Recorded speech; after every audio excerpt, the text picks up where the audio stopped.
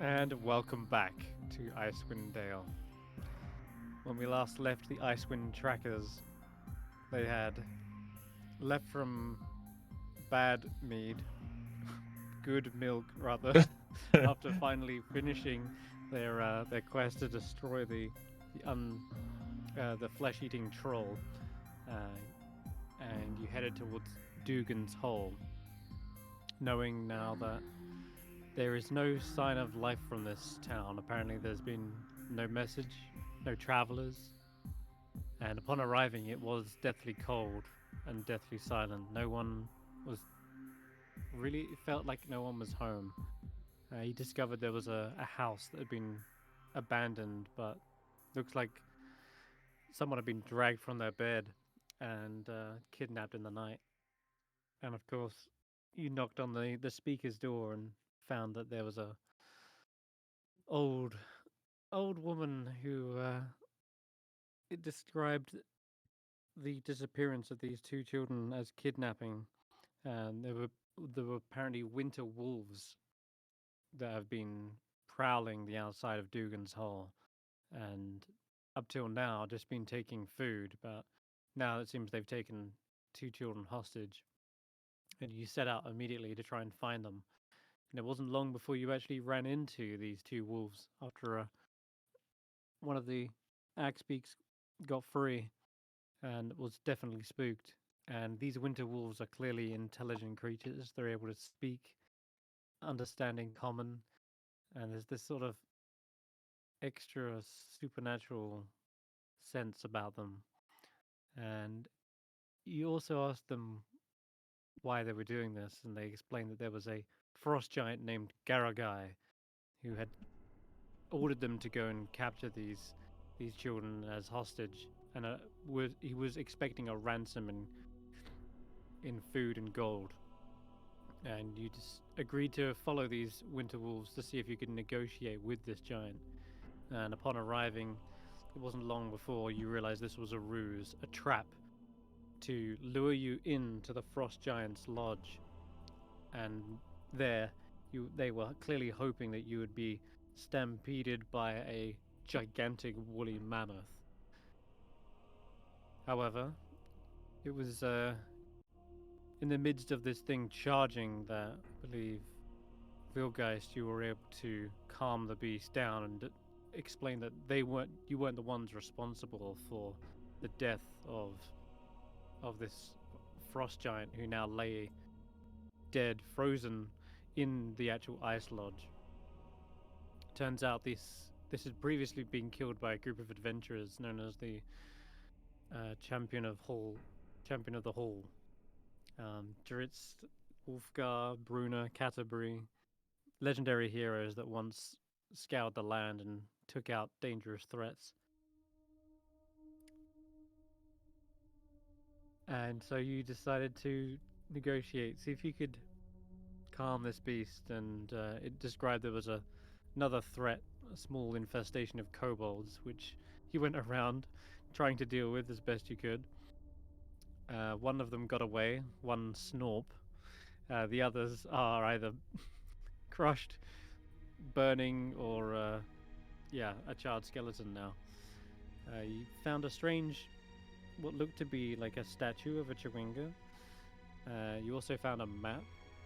Um, you found a couple of treasures here and there, and the woolly mammoth agreed to let you actually take some of these treasures. And overall, seems as though you've kind of met a rapport with Norsu, and even convinced him to agree to help you fight one of the greatest threats of Icewindale, Avaturus, the ancient white worm. And after you secured the children, made sure they were safe, you finished a long rest. And if there's anything anyone wants to do during the night, you can let me know. Otherwise, we'll skip over to the morning. Uh, wasn't there something that you specifically wanted to do with the shanty, but they had to leave before the end of the session? Yeah, so Ashanti, you wanted to investigate this hall of frost giants, And if I try to scroll up, see what you rolled.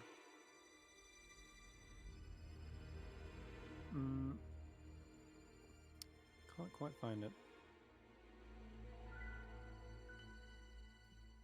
No, I don't see it. So, why don't you roll me an investigation, Ashanti? Okay. And let's have a look. All right. Well, you have no idea what this map details. So, I will say, overall, that's the only thing you find. It's right Okay. on the top of the table. You had to climb up to get to it. There was an old mead horn as well, but that's since been emptied. The only thing of note is the map, but I will say that there's not really any markings denoting what it is. There is Okay. simply an X marks the spot type of deal. Okay, I'll point it out to everybody else and have, everybody else take a look to see if they recognize it or if they know what this could be. I mean, guys still have a look, see if it's anything he recognizes in like the Dales that he might have seen, like, or anything he's heard of. Because after all, the Redhead are nomadic tribes, so he might have been past that area. Sure. Same. Maybe I lost my ring there, Twifish. Well, looking over it, I don't think anyone recognizes the pinpointed location, but just by gazing at it, you can tell it's somewhere on the shoreline of the Sea of Moving Ice. Huh. No, that's from the north. Yeah, northwest of Bremen / Lonelywood. Would you say Mer de Alden? Okay, I'll interesting. take it Well, back to the map. I'm not sure that we want to drag the map along or that the mammoth will allow us to. Does anybody can copy it just in case we need this information for later on? Didn't Eve take cartographer tools? Possibly, yes. I might be wrong, but I remember us taking one of the tools. And I swear one of them was cartographers. But So, the thing is with this map, I guess anyone who wants to can. What was it, Barry? Guys, you said you wanted to have a look at it. You can yeah. roll an investigation check as well. This is Yes, investigation. I'm great at that.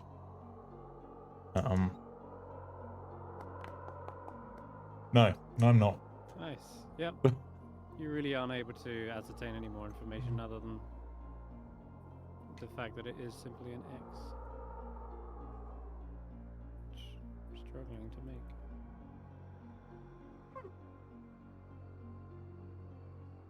There you go. Somewhere there. Yeah, you have no idea why they would leave a map of Icewindale. Nothing's labeled, nothing's wrote out. It's just clearly a rough, like, scrap drawing of the map. That's all you can tell. Based on the size of the map, it looks like it's probably the Giants map, right? Rather than someone else's. Yeah, it's a massive. Yeah, it's a massive piece of parchment, and someone's just got a piece of charcoal and just drawn out a rough sketch of it. Whilst we might not recognize it from that, once the mammoth's not necessarily nearby, guys will ask Ashanti, as they probably out of the party know the most about Ritz and his sort of journeys. From any of the stories you've heard, do you remember any journey where Dritz went to the Sea of Moving Ice? Not off the top of my head. Man, I wish we had some of the guys from the Thousand Head Foster with us because they could tell some stories. I mean, some absolutely amazing stories. Um, Yeah. The only but no, I ice am so sorry I don't remember.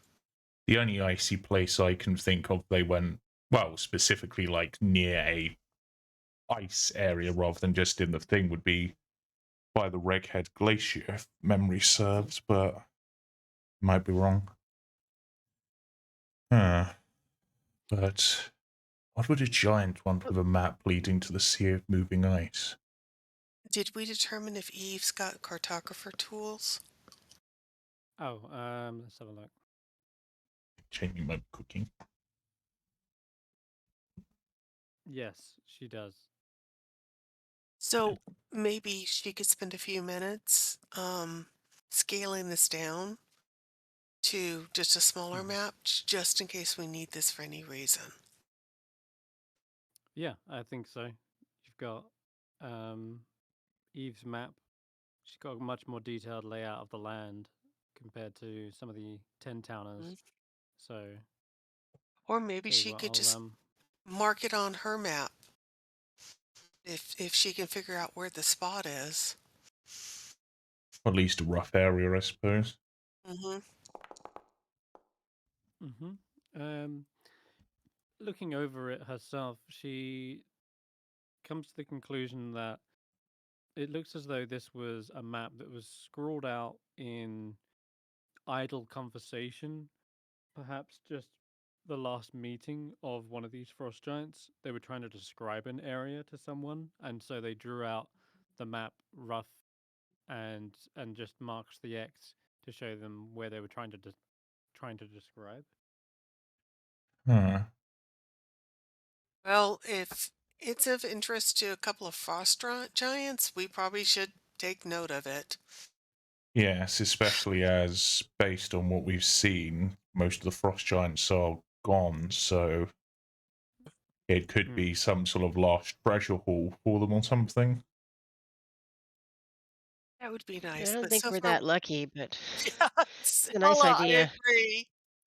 I Of agree. course. So far, we've not been Maybe lucky enough to find a map with a text on it that says, "Here, here is a ton of gold here's a for ton you of to, treasure yeah, for just sitting you there. Yeah. to have with very little places to spend it up here, but maybe you'll leave one day." The Yeah, I mean, we didn't even find the treasure in Lagden this year. I yeah. know. We know it's in locked in the share though, so we know there's treasure in the lake. We just don't know how to get to it. Yes, Yeah, and right. unfortunately my scouting attempts have not been useful. Was it the Sea of Moving Ice or the Reghead Glacier where we were told there was like a living glacier? Yes. That would be in the Sea of Moving Ice. I mean, it could be, maybe it was indicated for that as like a warning or a trial for them to face, maybe. It Maybe seems like it's a something. base of some sort for them. Yeah. We could definitely Maybe take a there's, look at maybe that. there's more frost giants up there, and that's where they Yeah. sort of Maybe their port that's of like call is. yeah, it's not a bad shout. Though of course, if we do head that way, that's quite out in the open, so we're more likely to run into the thing that made these holes, whose name has once again slipped my mind. Oh god, Remoraz. Remoras. I keep forgetting what they're called. And they're such a cool creature, like it's annoying that they keep slipping out my head. Yeah. All right. Well, I guess once you guys are all fully awake and Norsu can hear you discussing things, you hear the mighty stomps as the mammoth comes into the room. You're awake. Have you prepared the ceremony for Garagai? I look to the two clerics. Well, we've got the stone. We've got a couple of prayers worked out, and I look at Faith and kind of nod to her because we would have been working on this throughout the night. Yeah, she nods too. And yeah, I can't promise it's exactly what they would have wanted, but it's the best we can do. they begin to turn and slowly stomp their way back into the main chamber. Faith says, "All right, well, It's let's just hope we can do a good job." I mean, I feel like we've qualified it enough that this is, that it's not an exact thing. Maybe it'll be okay. I just don't want to get stomped on if it's not good enough, Hmm. I think, Hulla, that you underestimate yourself a lot and that you are an amazing cleric. And I think you're going to do brilliantly with this. I'm still really new at this, though. You have a natural Yeah. talent. You seem to have a talent, and you're one of the few clerics I've met who actually seems to really care about their God and not just their church. Well, thank you for that. That's really nice. I guess I'm just trying to do my best to follow what they would want. And church, I mean, there's Danica and her acolytes, but there's not a whole lot of rules involved in this particular worship. So, you just feel what you do. You work on instinct, seems to be. Anyway, and she gets out the stone from the top of Calvin's cairn that Barry gave her, and she's going to now on the throne. Are there bones or anything like that? On the ground Oh, is where you would find Garagai. okay. He's a frozen corpse, and it looks like he's been like hacked up as well, and Yeah. he's kind of entombed in this translucent ice. Can So yeah. 607, can you set this on fire? I can do that, yeah. What am I seeing on fire? Cool. The frozen corpse of the giant. I say Yeah, I first can thing we do need that. to purify, to make I'll sure he set them can't on be fire used all day long. against any allies, and to make sure he can't Yeah. be resurrected against his will. She says as a Norsu is looking over. Hmm. Mhm. As soon as they see you lighting up perhaps a torch or even any kind of fire magic, you definitely hear a kind of a rough growl coming from the mammoth. What if you use the fire that's already here, the fire that they light? You're not going to use fire for a frost giant's funeral, are you? Well, I hate to. I know it's not maybe what they would have wanted, but short of taking them down to that whirlpool thing, this is the only way to make sure that your friend won't be brought back by an unsavory type. This is a purifying fire. It's the opposite of ice, but it's also the complement to it. And there are peoples in the world who genuinely believe that the biggest honor is to be buried by or buried with your enemy. So the enemy of ice is fire. So this is a way of honoring him. That's a very good way to Garagai put it. mentioned he made reference to frost giant kings of old. They would have been entombed in never melting ice. Was I he a king? like Did that he? idea a lot, but we don't have that kind of magic right now. I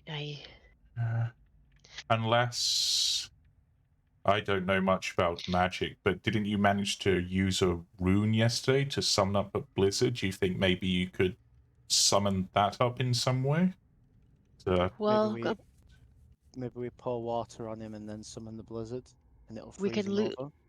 once he's safely burned, I think, then we'll put on the stone and cause a blizzard to fill up this whole place. That was kind of to fill up So this your entire place with snow. your firebolt does little to melt the translucent ice. It just sort of grazes off of it. I was hoping that would work. can do more. Was it 25? Can you?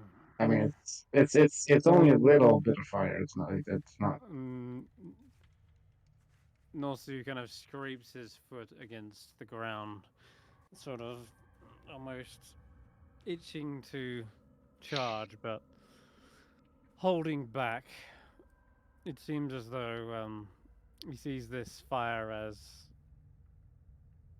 an unsavory way to handle his master's body. Could we Fire not? for a frost giant is like quite unless the only other thing you could maybe think of is sending them out on a boat and lighting that in a kind of more like Nordic styled funeral, but you're miles away from the shore and you certainly don't have a boat big enough for it. But a pyre is not going to be even remotely possible in this room. Would this fire not be acceptable? Clearly, if he accepted it in his home, then It gives off no heat. It's just a light. It's light with no heat. or is it just magic? So it wouldn't burn. Yeah, it's an everlasting flame. It's not. Well, with 607's firebolt hitting the frost giant, you said it didn't do like barely anything. Did it even like? Is there even like a hint of like the water melting, or does it seem like it's that like icy that it's not even affecting it at all? You would expect it to be like melted like instantly with fire, but it sort of only made it looking wet, you know. Yeah. It didn't just melt instantly. Well, I don't think burning is going to be an option. Do we go with plan 2? I don't think that the ceremony spell has any mention of needing to burn the corpse for it to not be risen. Certainly that would make it harder for higher resurrection type of magic, but I think just the spell alone is enough that it prevents anyone from raising them unwillingly. If you think that'll be enough, then all right. Let's do it. So she will prepare. I know. I unprepared guiding bolt to prepare ceremony. Says you got 6 out of 5. But... Oh. I will unprepare blindness and deafness. Didn't get a chance to use it that last time. Alrighty. But yeah, it does say just the ceremony it's infused with magic. However you like to flavor that, it is simply all you need to do is touch the corpse, and then it cannot become undead. And you're adding to this. You're actually placing on the body like a stone from the cairn of Kelvin's cairn, which is a meaningful and exceptional piece to add to this ceremony. So I'm definitely gonna sort of say that it's empowered in a way by that. But otherwise, you don't necessarily need to roll anything. But it definitely seems Norsu is against any fire. And at this point, after trying a second time, Norsu, I think he finally gives you a warning. Do that again. I'll crush you into bolts. I'll pull Faith aside and just go, okay, so that was my one plan. for making sure that everything was a-okay. I guess we just skip that and go to the next bit.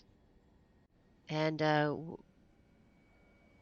we'll do like, I don't really want to do it here because it's gonna be boring and I don't have the energy to write it, but it's going to be a joint prayer that we've worked out between the two of us, with Faith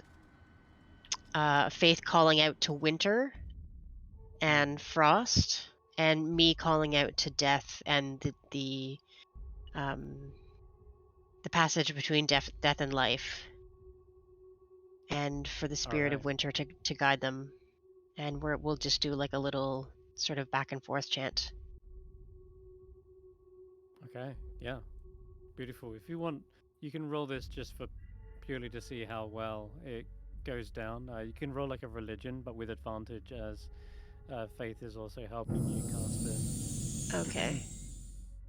Um, Religion. and I've just noticed it does actually have a cost as well in relation to this. It says 25 gold pieces worth of powdered silver, which is interesting, which the spell consumes. All right. Now, Yeah. I know probably none of you are carrying that on you, but for the purposes of this, I think one of you said you wanted to hand over the amber with the insect in it as part of this ritual. Was that Barry? Oh, he's. I don't know who's I'm got pretty the. sure I recall him.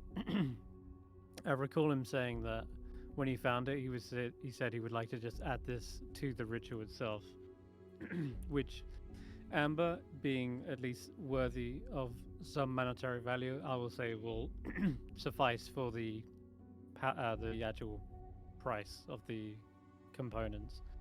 Okay. So you see the amber sort of instantly. I'm okay with that. It almost like fizzles into kind of like a flickering glitter that turns into this kind of silvery light. As Faith mentions the name Oral, it's almost as if the amber has turned to snowflakes. And as for the stone that you place on them, when you touch the stone to the body itself, you see a sort of sheen of magic emanate over the frost giant. And where there was that slightly melted part of the ice on the firebolt, it suddenly freezes over even more, and the ice suddenly turns opaque rather than translucent, and so the body is now almost completely entombed in that of a frozen sarcophagus before the throne. Cool. Norsu? Norsu, yeah. He kind of bows his head and shakes a bit of the frost away from his fur. And he slowly gazes towards the blood-stained throne as well. This stain of battle is the only reminder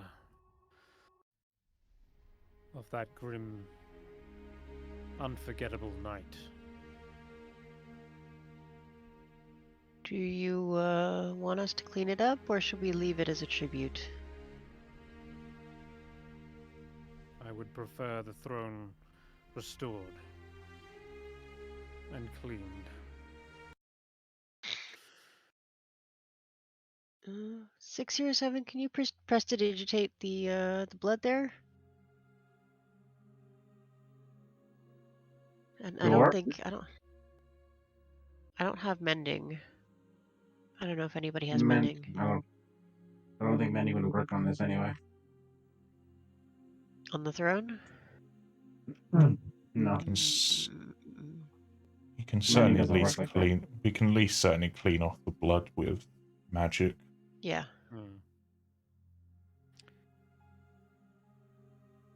And we can clean up some of the shards, like put some of the shards back into place, just neaten it up a little bit, even if it's not whole again. Yeah. In fact, actually, mending does say like at least 1 foot of a broken object. Mm. And Faith. Hold on. Yeah, Faith actually has mending.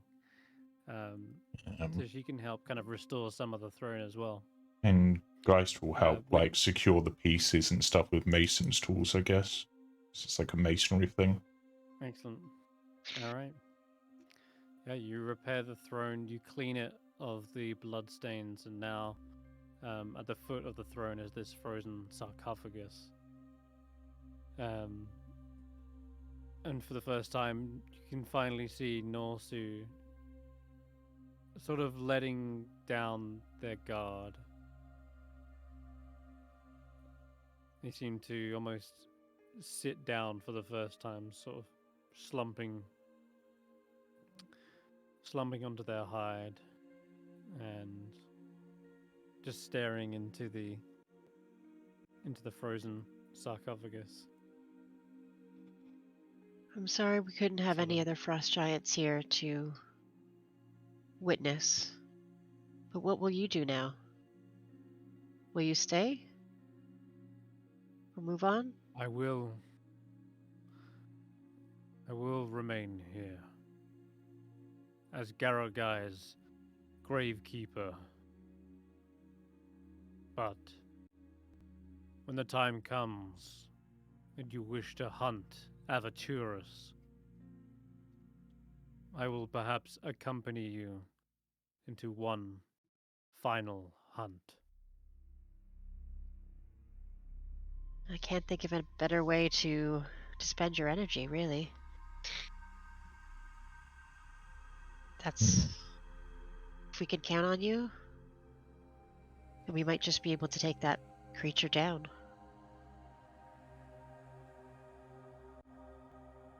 I know. You sure you don't need anything else here? I will be fine.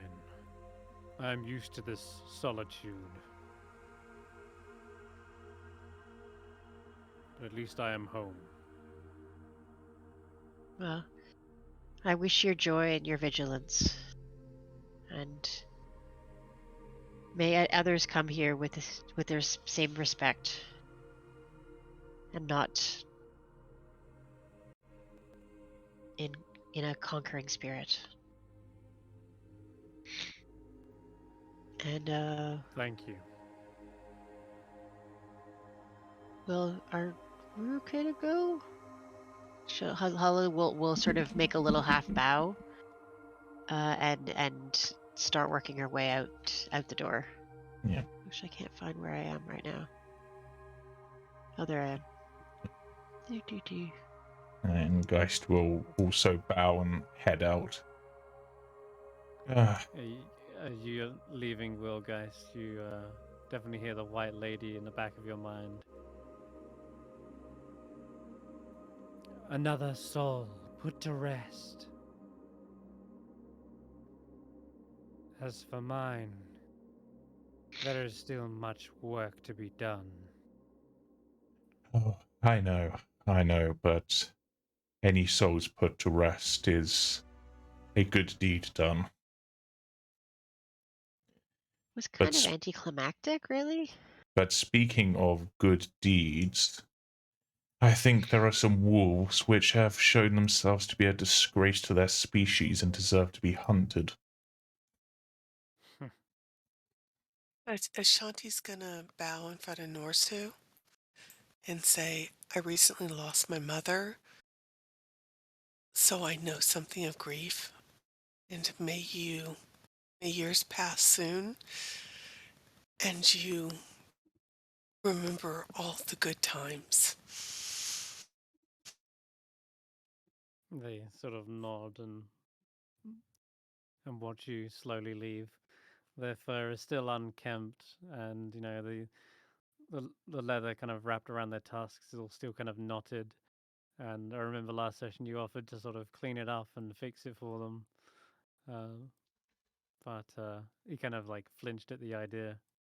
Wasn't quite trusting of you guys yet, but it seems now that the rest of your party leaving, it seems like you'd only hold them back for a while, but you may get that opportunity when you finally return and perhaps prepare him for battle.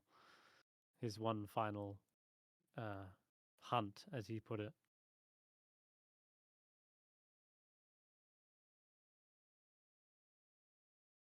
And as you guys begin to head out, you're looking for any sign of these wolves. And I'll mention that there is no tracks in the snow. Doesn't seem like they came back here after watching you guys sort of calm down the beast. It seems as though they've given up on the idea that you guys would be squashed.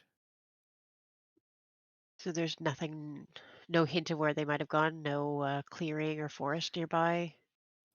Caves.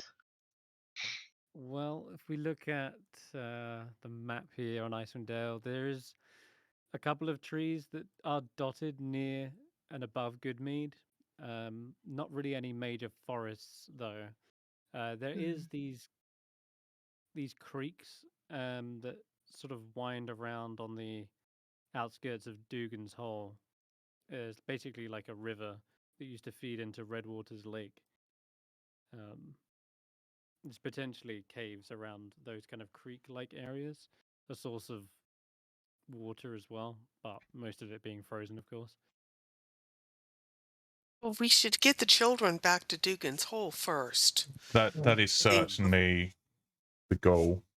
Oh, yeah. Forgot about you kids. Well, let's do that. But Forgot about Dugan's Hole. Ugh. but let's just keep our eyes open on the way back. Okay. And children, you've learned your ambush. lesson, right? That if any wolves come around talking, you don't talk to them back? We didn't know they were wolves. It sounded like they were hungry and they needed help. When we opened the door, that's when we realized we were no match for them. Well, They didn't told your us not to scream. parents ever tell else- you to, not answer to the door to strangers? They kind of look a little bit bashful at that. I guess you're right. So I mean, mistakes happen, but try and learn from this and make sure that the other kids know as well. Those wolves are cunning. And also remember that a stranger is just a friend you haven't met yet. So talk to strangers and make new friends. That's no, that's not helpful. Don't listen to him. He's I mean, I didn't know any of these people until like 2 months ago, and now look at us. he's impervious to being stabbed, so he's got other concerns. Also, stab people before they stab you.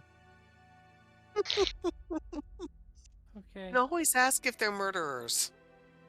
Yeah, they will always tell you the truth, 100% of the time. You guys murderers?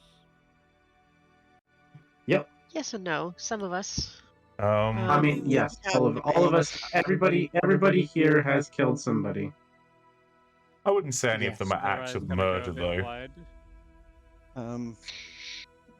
Well, they sometimes look a it's in battle. It doesn't really count, It's not Not murder always. per se. It's And also not the way Definitely you're look a little thinking. startled by this. And I mean, is it murder to kill a murderer? Especially if they're a possessed corpse. I can tell you with 100% assurity right now, children, we do not intend on killing you before we get to Dugan's Hole. No. Or at all. Afterwards? We were told to bring you back safely, and that's what we intend to do. I mean, have we actually killed anyone that's not in self-defense? Does it count sending someone out to their death? No, remember those all dwarves sit by and that watch. we, with the T word, that we're not going to mention here? Yeah, they didn't need to die. That's true. But yeah.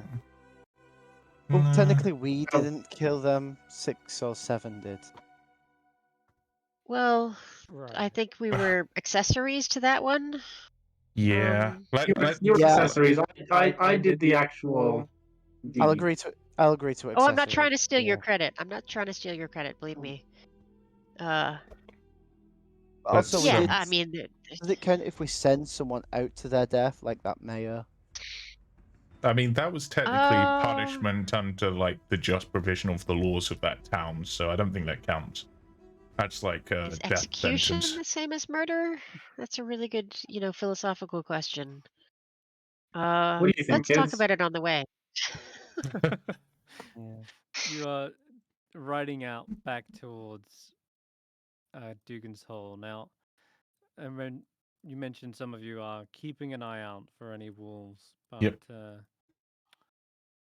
I'm gonna need a perception check from well, at least one of you who's keeping an eye out. I certainly am, so Yeah, All of us. we know they could be back at any point. ooh, nice one, Hulla. Dirty 20? I'm looking for Snorp, not the wolves. You don't see any sign of him. It could be anywhere. That little Loose thread. sneaky I'll have to bubble. chase him down later. You can add that to your quest book. My personal Oh, quest nice. book after the Your campaign's own. done is to hunt down Snorp.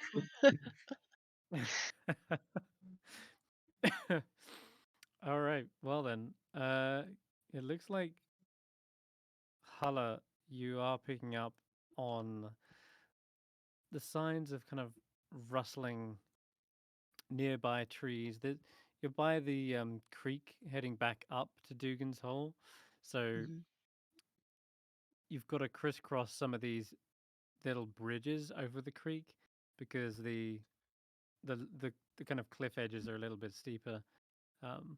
Dugan's Hole's kind of up on a rise, and it's just when you are crossing one of these said bridges that you see something in the white, very camouflaged, completely blended in, but nonetheless, it still doesn't quite match the soft snow.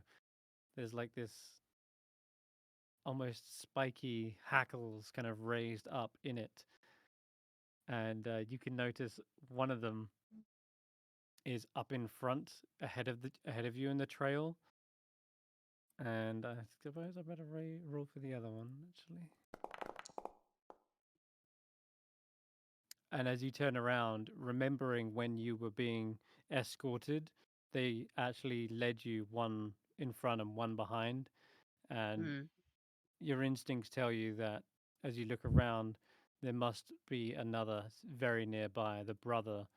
And sure enough, you see something just creeping around the edge of a nearby rock. It's actually quite a big boulder, and there's little glint of its eyes in the shrubbery just next to it.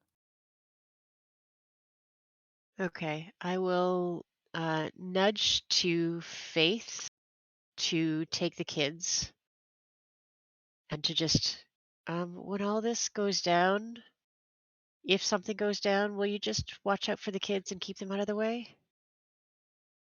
I think we might be coming up in an ambush. They And kind of freeze up. mm, Go on, sorry. yeah, and then I'm gonna go to whoever's the next person clears to me, and say, "Psst, the wolf is right there, which means the other one is probably not far behind. Do we want to make a stand to this, I or see mean, if they follow Oh, us?" oh if yes. Let's make a stand. Let's have the ice beaks protect the kids, and let's take out these wolves. We don't want them following back to us, pulling yeah, us back. if we don't, we'll have to sleep with an eye open Yes. until they're gone. If we can keep at least one of the pelts safe, that would be my preference, but either way, they deserve to die. Oh. Yep. Is it really this dark? It is in the morning, but I'm gonna say at least some of you have got a torch. Probably Okay. Faith. But a Someone question please is, light a torch. what is the weather like? Oh, Oh shit. Where were we at? It was a dense fog last time. Now you're in a blizzard. That actually is very fitting. It's going to be The module- super hard to see them unless they get bloodied, in which case we'll be able to spot them super easy. The module even I suggests whisper. that you run this in a blizzard. That makes total sense. Wow. All right, well, holy shit. Okay, the blizzard is upon you, almost supernaturally so, almost as if Oral gives her blessing to these prowling brothers. Sure enough, you hear a low growl as you kind of mention to everyone that there's something up ahead, and I'm gonna have probably you guys roll initiative. Let's grab you. You, and you.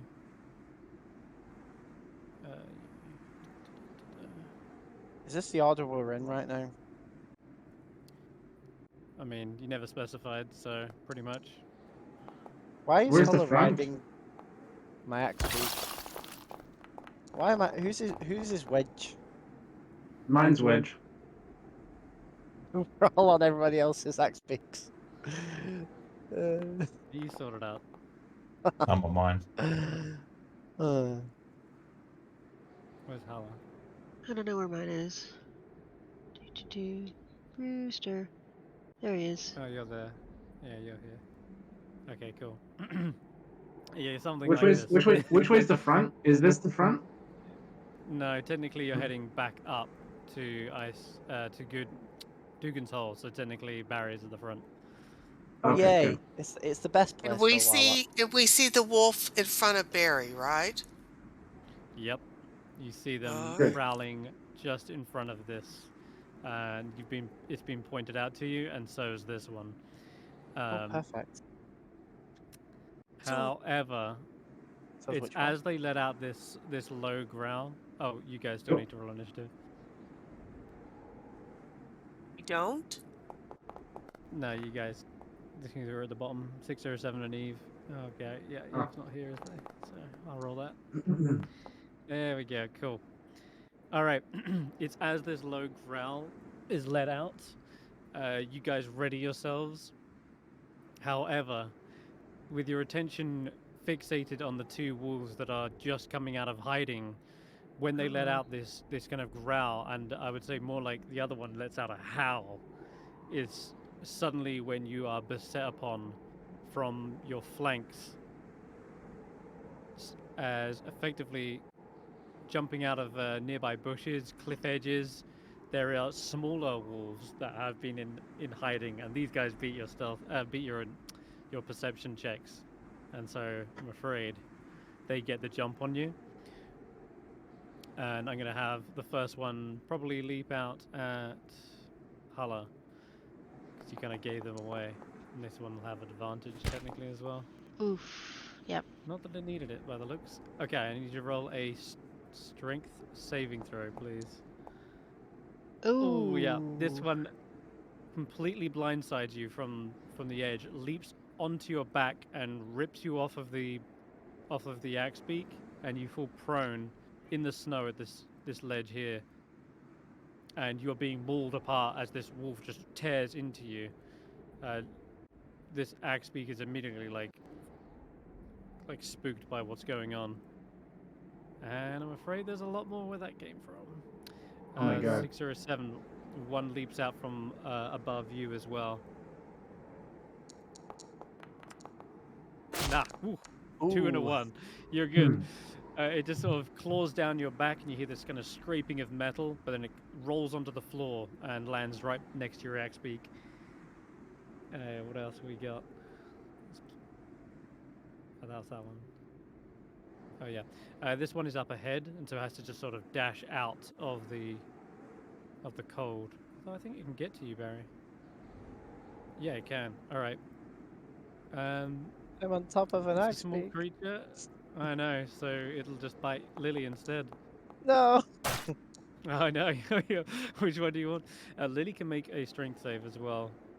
It's a DC 11. Otherwise, it gets ripped off.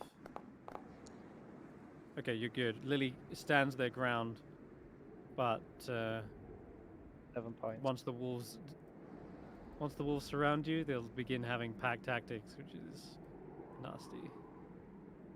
Okay. Koran obviously is not in this surprise round.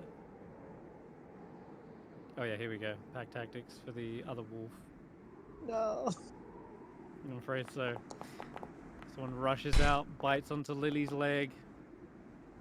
Lily's taking a beating, and you're still managing to stay on, however. Or do I need to make another strength save? For the yak speak, yes.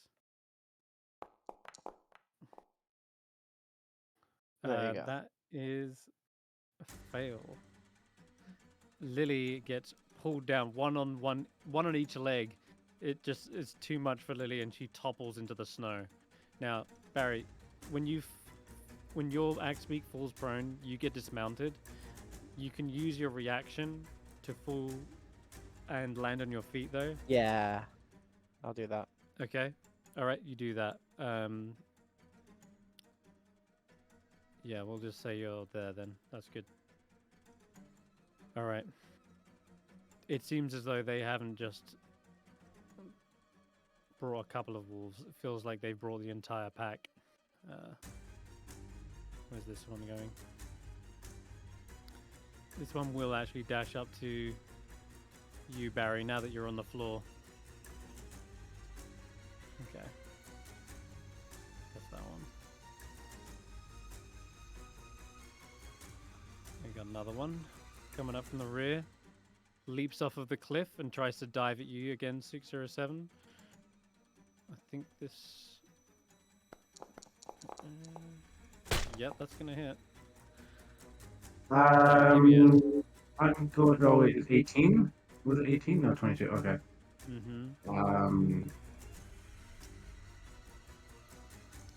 You haven't got a reaction because you haven't come up in your turn. And Oh, I haven't got a reaction. Okay. Actually, technically, not Barry because it's a surprise. So Barry, I'm afraid you do fall prone. How about that? Just remembered. It's because it's on the first round. You don't have your reaction until your turn. But that one will hit and a strength save from you. What'd you get? Oh, I failed, I think. Oh, okay. You are pulled off of the mount and land prone in the snow alongside Wedge. Okay, the last wolf. Where is he? Forget which one this is. Oh, here he is. Should have got a little earlier. That's fine. Okay, this one will jump down as well. And now we've got pack tactics. 607, it's got advantage. Well, it still does anyway from the stealth. Oh, Lord. Yep. That's gonna hurt. You're already prone, so you don't need to worry I'm already about prone, strength so I don't need to do that. Yeah. If you just click it anyway, I think it automates the damage. Oh, hold on. I'll do the damage in here. Okay. Got it. Eve is up. Okay. Oh, a message. Was that a message from? Yeah, she's just eating. Yeah. She's Okay. not like, yeah. Well, it would be her turn. Did you have any ideas of what you wanted her to do? Probably stab, probably kill. Sounds about right for her. Yeah, that's a great combination. So, yeah. She'll probably bait and switch with 6 or 7. Oh, yeah. And drag him out of the way. Okay. And get Just right throw me into the waterfall there. Yeah. Yeah, probably chuck him behind Faith, if possible. Yeah, you get like thrown up against the rock. Which is an And extra you gain E8. So, it's not greatest, but better. And let's go to town on attacking.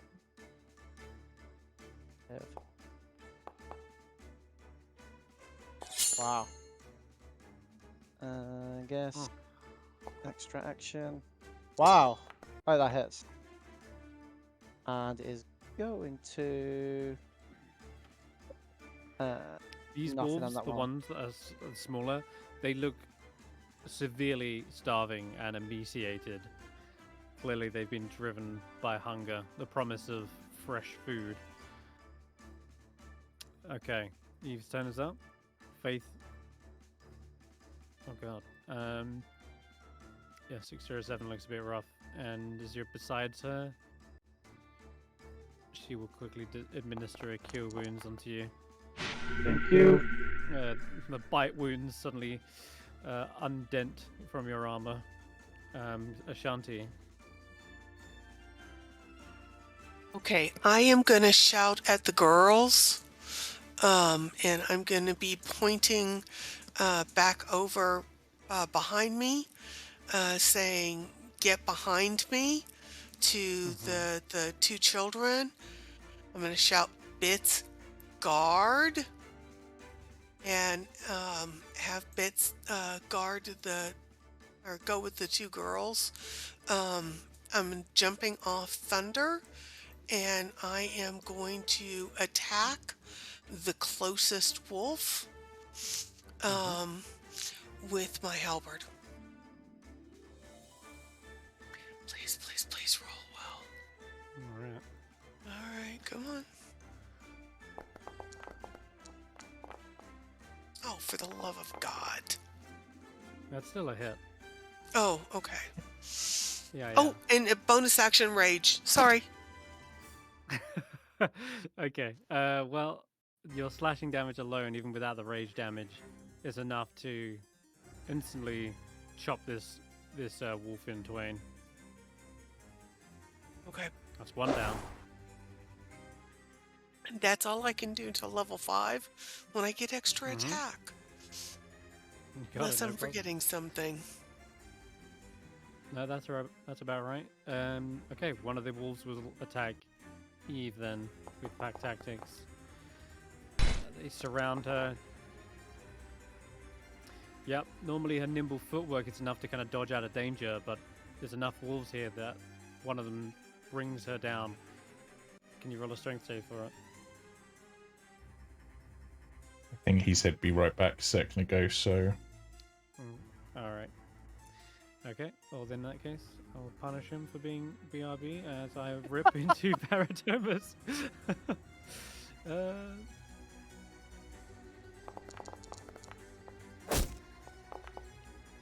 Oh, yep. Now he's on the ground. He's a much easier target. And that looks like that's going to hit too. Alright. Oh wait, I just realized these wolves don't get a second go. Yeah, hold up. I should be going down to Geist. Okay, the Wind Wolf's there, but for the best use of my turn, Geist takes a deep breath, steady aims. I don't actually know if that's actually automated or not. I mean, that did something. And then we're gonna... Well, let's try to start this off with a sharpshooter. Okay, and then they did more damage than I was expecting. Which means I can't apply the sneak attack because it's dead, which means I can't apply that. So that'll be my turn. If you wanted, you can say you sneak attack and then still sneak attack. Because like it's all in one single hit, right? Yeah, so I guess I'll sneak attack that, and then I'm gonna Welsh from the grave, the one next to 607. Okay. Which I think it's just D6. Oh wow. Yeah, that'll do it. Nice. So hopefully it rises up out of the ground and then grabs onto the wolf and stabs it. And then I don't think there's anything else at the moment I can do, so that'll be me. Alrighty. Okay, finally, Koran. The winter wolf scare is charging up into. Yeah, we'll go up to here actually. Well, Lily's prone, aren't they? Yeah, so that's not a problem. I can just jump up and onto the actual creature, and from here, we could do something nasty.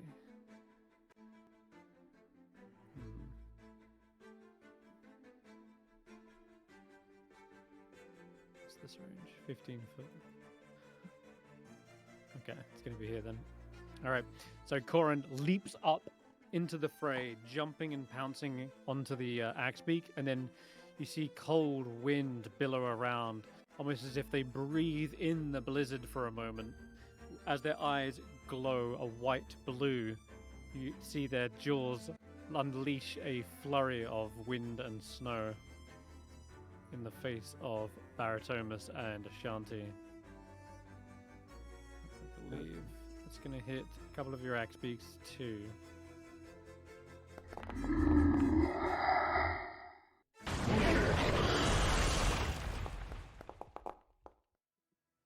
Need a con save from those affected by that. Or is it a dex? Let's check. It's 4. Oh, it's dex. It's dex. Okay. Yeah. And Ashanti.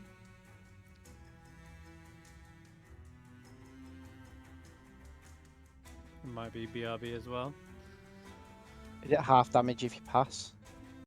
Ashanti's muted if she's... Brandee, you're muted if you're around. No, I think that'd BRB. Alright, we'll come back to that. That's going to be their go, though, to do that. Oh, Where is the- half damage if you pass then. Yeah, wait for Ashanti to get back, and then it Oh. will ultimate. Oh, okay. Alright, so Kanan leaps out, growling. It would have been a quicker death to be stamped to death. Now we have to do things the hard way. And you hear the howling wind whip around them as well, as they conjure up a breath of freezing rime in the faces of Eve, Faith, and 607.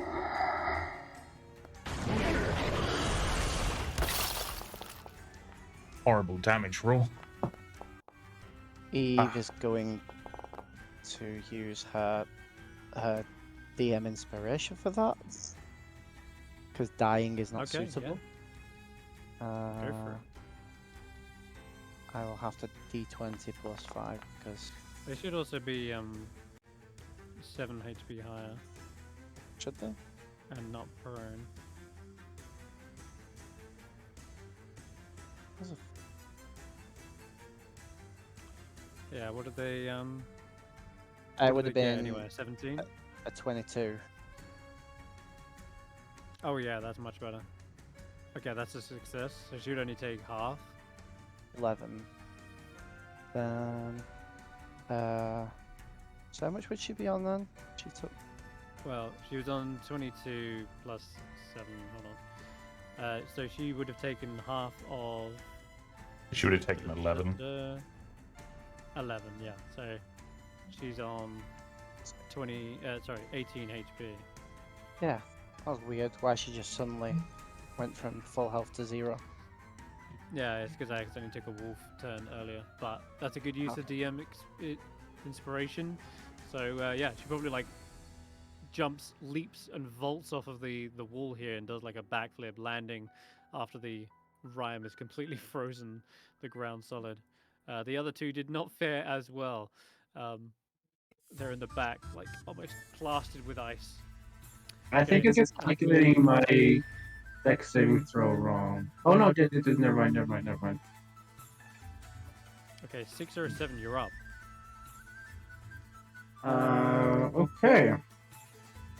This is not fun. Can I see both of the winter wolves? Yes, you should be able. Well, there is a blizzard, so what would really be the case is you can only really see 20 feet in front of you. I'm not going to change the of vision here.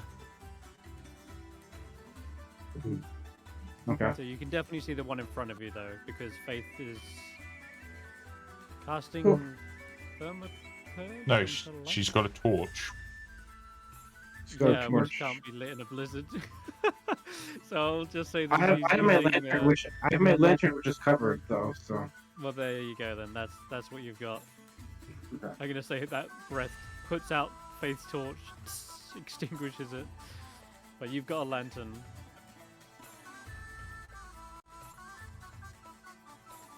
Okay. So yeah, depending on which way you face, you might be able to see this wolf. The other one, however, is blocked out from the blizzard, which prevents you from seeing about 20 feet beyond. Okay. Well, I will try to shoot him with the chromatic orb. Oh shit, that's a hit. And he's a cold person, so I'm gonna choose fire. Good choice. Hmm. Oh yeah, singed fur suddenly fills everyone's nostrils as you hear the Yeah. yelping. And then I'm going to.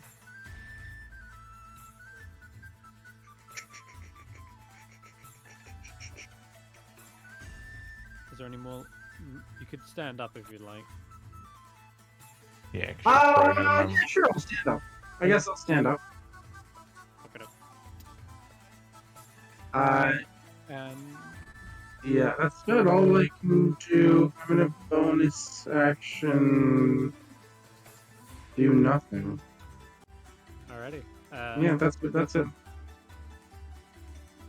Do I have anything in my You gotta inventory I do can it. use?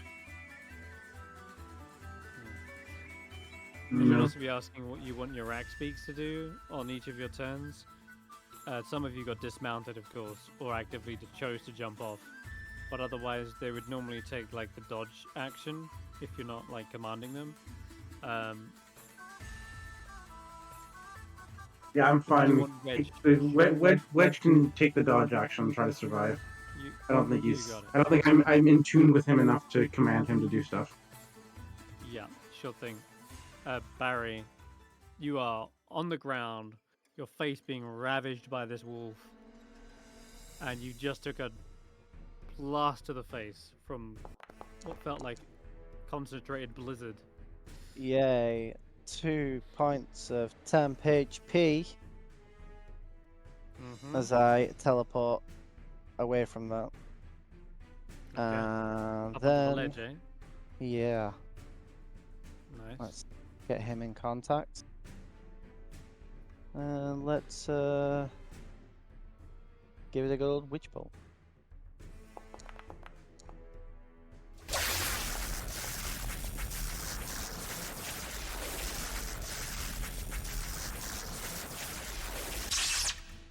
Wow, that was a lot.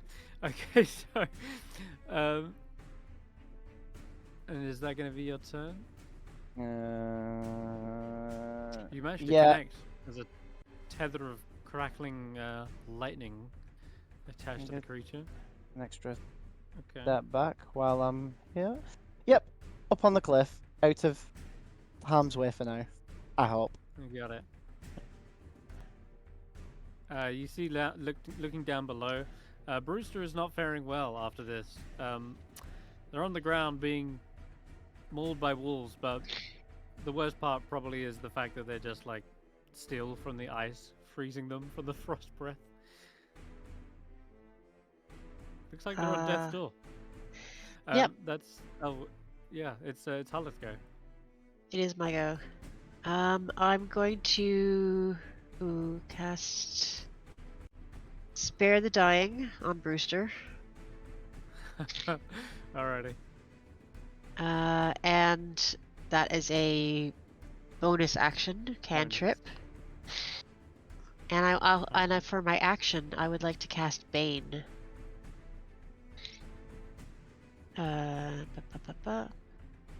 So 3 creatures of my choice must make charisma saving throws. If they fail, they must take a D4 and subtract the number from attack rolls and saving throws. Okay. So if you hold down Alt and then target a couple of these.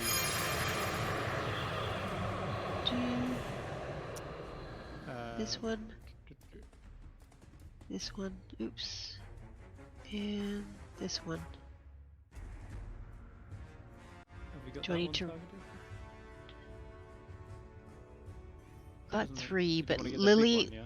the big one, yeah, because Lily and the big one are on top of each other. Oh right, apologies. Try targeting now. Okay, and then cast Bane again.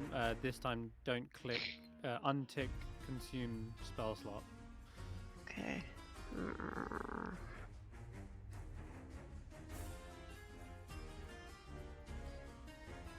It'll pop up with a message when you go to click it. Consume spell slot. No. Okay. There you go. Cool. And then yeah, this should roll. Hello to the past. Poof. So One much of for them that. failed. The smaller one on the at the far back. Okay, that is unfortunate, but hey, got one of them. Yeah, that was not as impressive as it should have been. That would have really been cool if it had worked. Sorry. And yeah, I will get up and use my cowardly clodhoppers to back out of range of Buddy over here. Okay, this little wolf will take a snap at you then. Yeah, but I think he automatically takes the minimum. Yeah, If he hits at all. Hit. If Yeah, he hits. that's your new armor is proving really tough, and of course you got a shield, so you bat the wolf away and manage to get to some distance.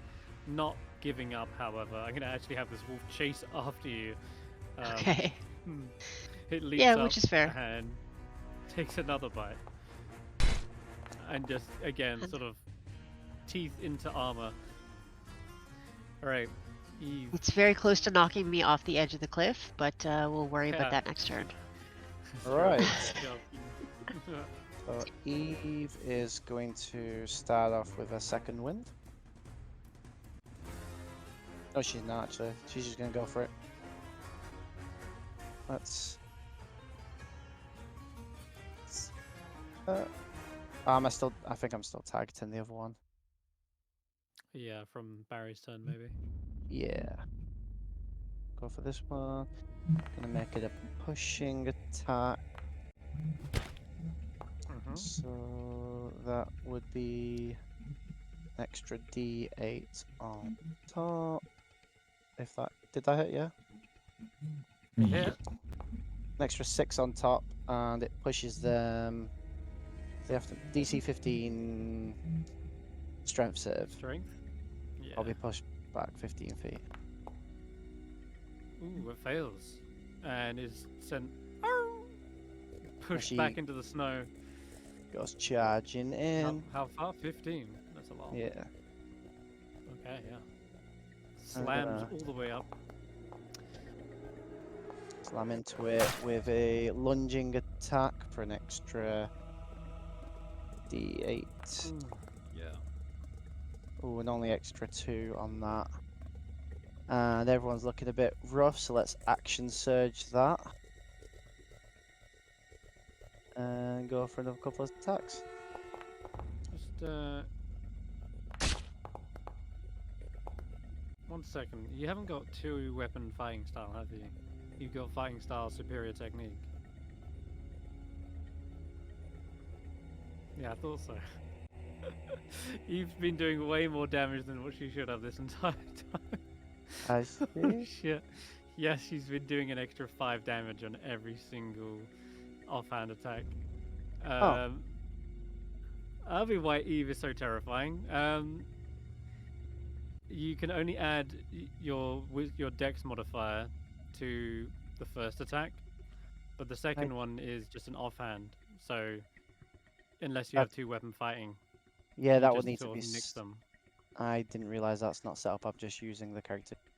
Yeah. So minus the 5 then off that, I guess. But yeah, still going for You only get one Bonus bonus. action does. You only get one Yeah, bonus action. Well, you're though, not. Yeah, you only get one bonus. But that would be all her turns then. What did you use your bonus for? To offhand attack. That doesn't cost your bonus action. Oh, As does it long not? as you're wielding 2 light weapons. Oh, so she can offhand attack again then. Cool. And miss. That's fine. That's missed. Yeah. But you still have your second. You still have your second wind if you would like to use it. Yes. Because I know you said you wanted to do that at the start. Well, that doesn't cost you nothing. So perfect. All right. Right, that's her turn. Ouch. Also, it appears as though you punctured some of its hide. So now you're currently on 18. Sorry, 18, 19. Yeah.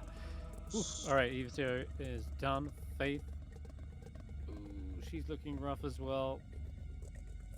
Heavily injured from that breath, but you've created some distance for her. So I think she's gonna crawl away. Get over towards you guys. That's fine. As she goes, she's gonna heal herself because she's very low. I have an option for her because technically it's not an attunement item. If she wants to even the odds, she could try pulling something out of the magic bag. That's true. She could. I'd just make that suggestion to her, but she doesn't have to. Yeah, I think this turn she's gonna quickly heal herself up Yeah. because that breath might not be a second. Ooh, all right, Ashanti, you're up. Okay, I am going to reckless attack the winter wolf in front of me, shouting,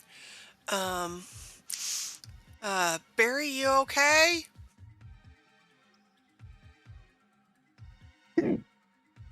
Okay, Barry. I'm going to assume Barry's fine where he is. So I am going to 5, 10, 15. All right, I'm going to move forward. I am going to halberd slicing.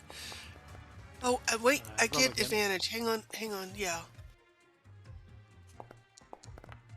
That's much better. There we go, much better.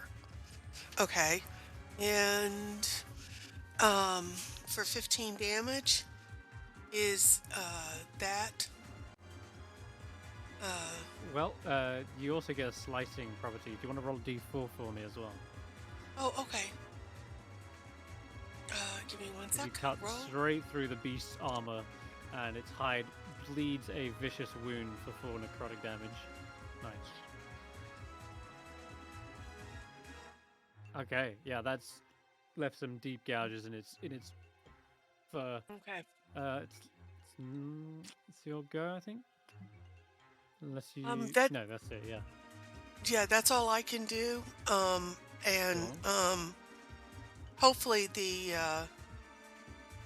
winter wolf can't attack Barritomus or Hulla now without attacking at disadvantage. You're right, actually. Now the ancestral guardians are on them. The wolf next to you, the one that's Bane, is going to try and snap at you. Right. It'll have advantage. Does hit. No, it doesn't. Wait. Yeah, you got 14 AC. Nice. The Bane, that's what happened. I was like, I'm sure a 14 hits. But then, of course, Hulla, your spell does take effect. How does that look exactly? What does Bane appear as that seemingly distracts them or hinders their attack?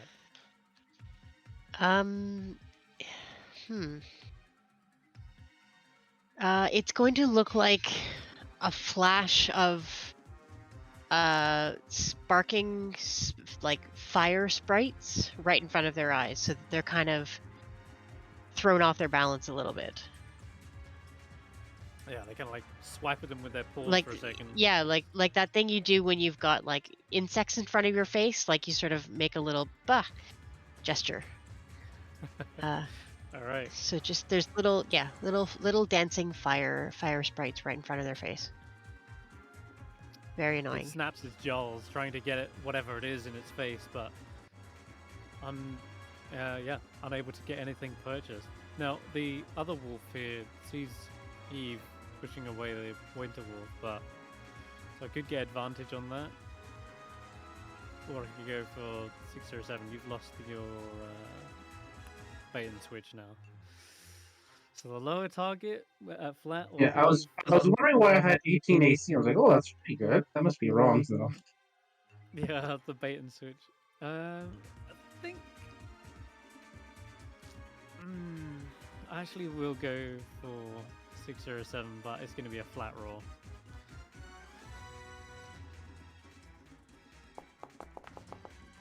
Yeah, that's a miss. I should Okay, go good. for Eve. Well, it's trying to claw at you, and you're up on this rock here. It scrambles across the kind of rubble and pebbles. Now just barking up at you, Geist. Quick question with steady aim. If it's my axe beak that's moving and not me, I can still steady aim, right? Yes.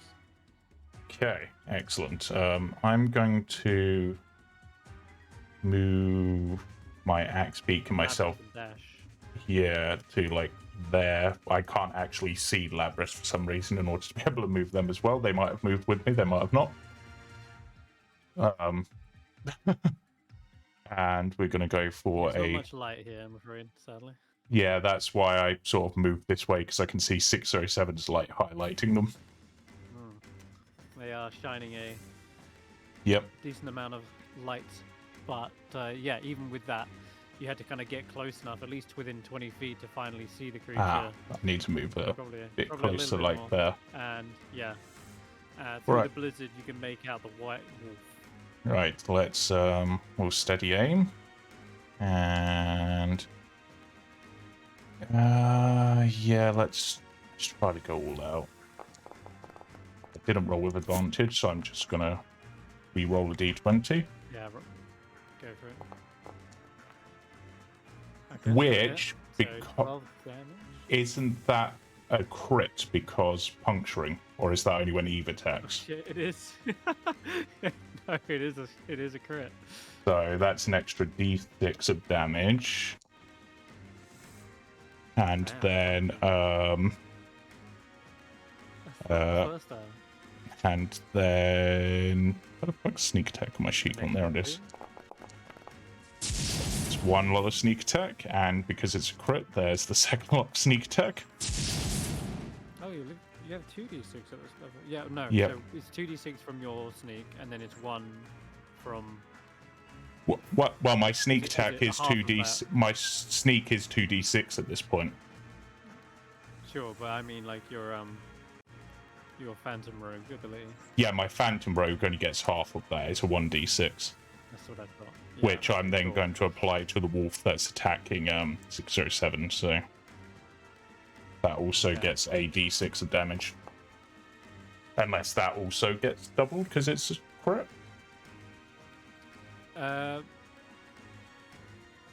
I'm not so sure on. I'll say think no so, for now, the but there you reason go. Yeah. Purely because the reason you're getting the crit is because this one's armor is punctured. Yeah, exactly. All right. Well, you've left that one practically on death's door after that arrow tears through them, sinks deep into their body, and you can hear that. Curses! Coran! Help me! This might be our last hunt together. Coran lets out a... No! No, wait! She's gonna see if... Oh, yeah. Wow, we got the breath back. Cool. Well...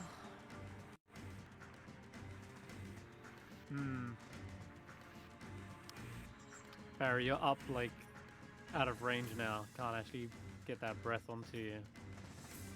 Yeah.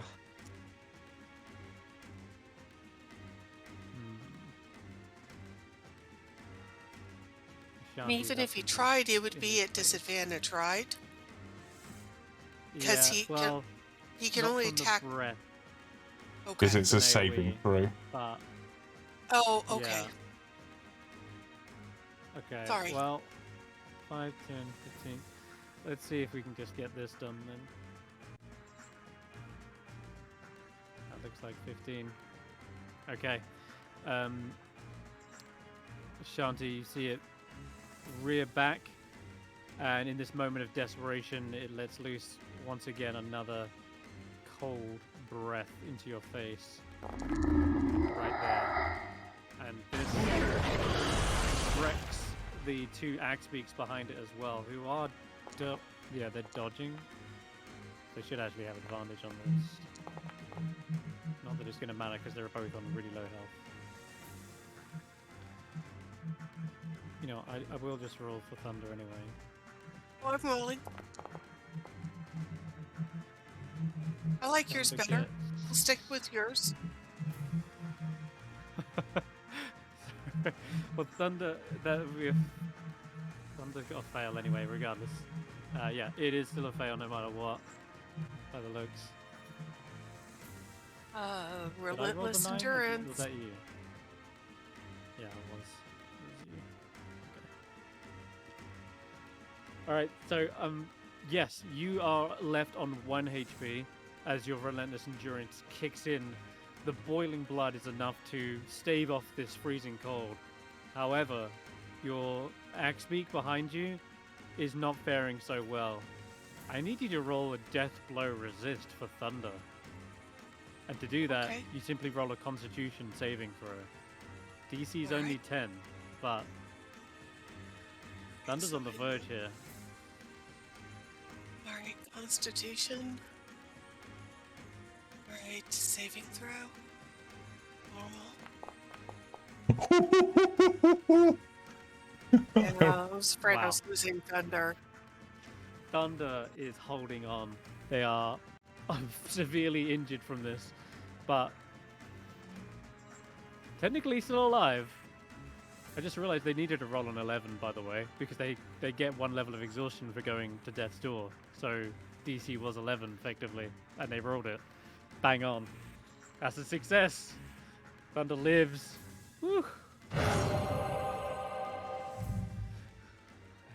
That's the first time I've had to use that.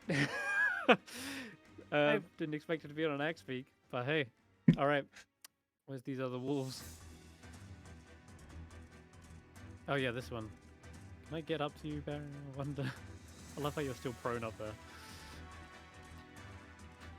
Yeah, you know what? Screw it. Well, I would have stood up. I've been like running back and forth between making tea. All right then. I'll stand you up. As you're getting to your feet, you hear the growling of a wolf that has ran around and dashed to get up to you. Okay. Kanan is barely holding on. I want to see if they get their cold breath back. They don't.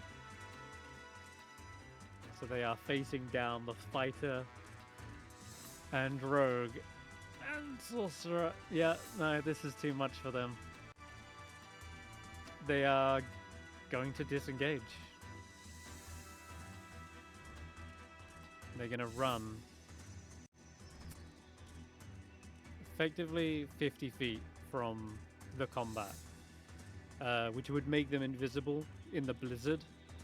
As they enter into the whiteout, you can hear them scampering away into the crunching snow, blood trailing behind them. But they have made it. Hmm? Did anybody get an opportunity attack as they ran away? Not with a disengage, no. I disengaged. 6 or a 7. It's your turn. Well, I saw K9 run. Yes. So I'm going to try running after them. Okay. You can get 30 feet. So there is a little wolf by your side. It will take an attack. So if you're... Yep. Alright, I'll take a quick snap at you.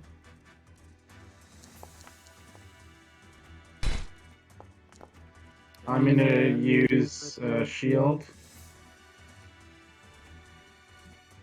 Alright.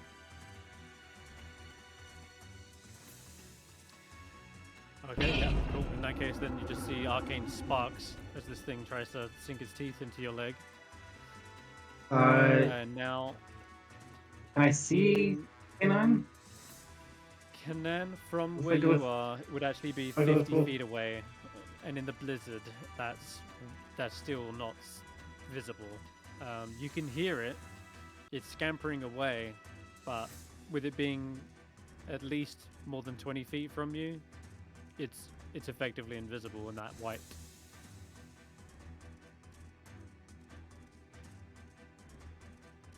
Now, that doesn't mean you can't throw a spell in its general direction. It just means that it would be effectively like disadvantage. But attacks with the need a line of sight aren't actually doable at all. Something like, hold person or Okay. whatever. You are able to launch spells into the blizzard, hoping you can hit something. You can see like a clear blood trail leading over to where it would have been. Could I do a chromatic orb? Still? You can, yeah. Yes, Okay. that's a roll to hit. But it just It's a means roll to you hit. It does. The description does say to a creature you can see within range. So I don't know if that makes it. Oh, does it? Yeah. Hmm. Like every spell is within. It's something you can see within range. Because you're trying to hit a specific creature, right? So. Yeah, unless you've got like an AoE sometimes- spell. I don't have any AoE spells yet. So some spells specify you need to be able to see them. If it does, then I'm afraid you can't actually roll to hit, I think. But with stuff with like Firebolt, right, and Chill Touch, they don't specify that. That just says a creature within range. Mm. So I know it's a little bit of an odd one, but some spells say you can, some say you can't. Alright, I guess I'll try to firebolt it, since that's all I can do. Yeah. Okie dokie then. Oops.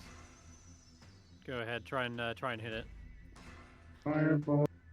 This to disadvantage. Misses, yeah, okay, That's fine. a whiff. Just for a brief glimmer, you see where it's running, but it just skims past the cliff face as it dives down behind perhaps nearby rocks. All right, Barrett. Yeah. Oh, is that your turn? Yeah, not done, yeah. Okay, Barry. You're witch bolting, right? Yes, I am also gonna get out of there as well. With another good teleport. No. Okay. Your lightning racks the creature for another 6 lightning. It should be And 2d12. oh, because you've upcast it. Yeah. Roll another d12. Gotta figure a way to automate that. Ooh, you bloodied it. And I will then, as part of the Witch Bolt, roll a second one onto this. Okay, go ahead. Just when you click it, just don't consume spell slot. I guess so. I'm actually talking to a guy right now who's trying to automate this. Ooh, much Holy damage on it. crap. Oh god! You vaporized that one. But that one's still. Yep. Thank Yeah, so that you. one. Just a puff of fur and fangs land on the ground. Okay, nice. Hulla, you're up. Okay, I'm going to target Brewster with a Spare the Dying. This poor little axe beats in a bad shape. I know, but we spent so much money on them. They're very expensive. Yeah. And I'm going to target the wolf right in front of me. I'm just gonna swing my my warhammer at him, Yeah, that sounds great. just to Ooh, see if I clang. can Clang knock with him yours. down. Well, not much Oh, in yeah, terms you of wound points, him. but another hit like that, this But- wolf won't put up any more of a fight. But yeah, just gonna swing and hit and try and take him down. And This yeah. This wolf has had little to no luck getting through your armor, so I'm actually going to do something. You can attack the wolf again as it provokes an attack. Oh, hello. Yeah. All right, awesome. No, it's like you got multi-attack. Gonna swing again. Yep. He did swing. No, not yet. He didn't Now swing. it is. Let's try again. There we go. I'm lucky this time. Oof. All right. So it, That's a back As swing. the- It's just slightly off aim. yeah, it kind of like crouches back, backs away from you, turns, and seeing the lightning crackling over Barritomus is actually leaping for you and trying to end this damn spell because it's doing too much damage. Nice, I hit. Me? Yes, you. Why me? A concentration. Oh wait, no, that's enough to just get you down to death's door. Jeez. All right. Does that stop concentration at does- death's door then? Okay. It does, yes. And you gain a level of exhaustion as well as this wolf rips into you for a moment. Eve. So Eve is following the blood trail, is gonna bamf her 30 feet forwards with Cloud Okay. Giant, and then he's gonna charge Sure. the extra 20. 20 feet, whatever it takes to get up Yeah, to it. it's another 20. You would reach Kanan, who is limping away for real this time, no longer pretending to.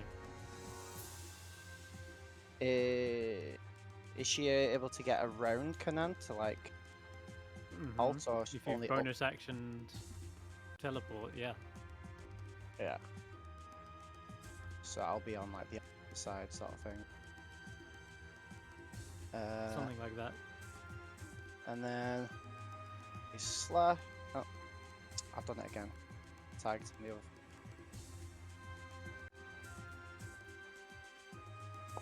Slash. And he's gonna And then make. goes down. Oh, is that all it took? All it took. Use cool. the terror. So She'll just be dragging the body back then, probably. For Yeah. The rest of that turn. oh jeez. Can't attack Yeah. anything else. in It range. was All right. so probably didn't help. Both guys going all out and her going all out on this one. Oh yeah, for sure. Oh, I'm just gonna say that you're off over here. That final strike brings the wolf down. It doesn't even see it coming as it's limping into the blizzard, trying to get away. Eve, the relentless hunter, teleports up behind it. Nothing personal, kid, and then slices them down. Faith, I think following your page out of your book, Hulla is going to quickly spare the tying on your other axe peak. Thank you, Faith. Thank you, Please. Faith. They're costly. Ashanti. Not like I'm down or anything. Thanks, Faith. Thunder's on 3 levels of exhaustion though. I'm Bruce sorry, is what? on 2. There you go. Go on, Ashanti. Hey, I'm gonna take a big giant swing at this. I'm still raging. I don't have any more reckless attacks. Please, Any more? please, You please, have infinite reckless. Yeah, you do have infinite reckless. yeah, it's just something barbarians can do.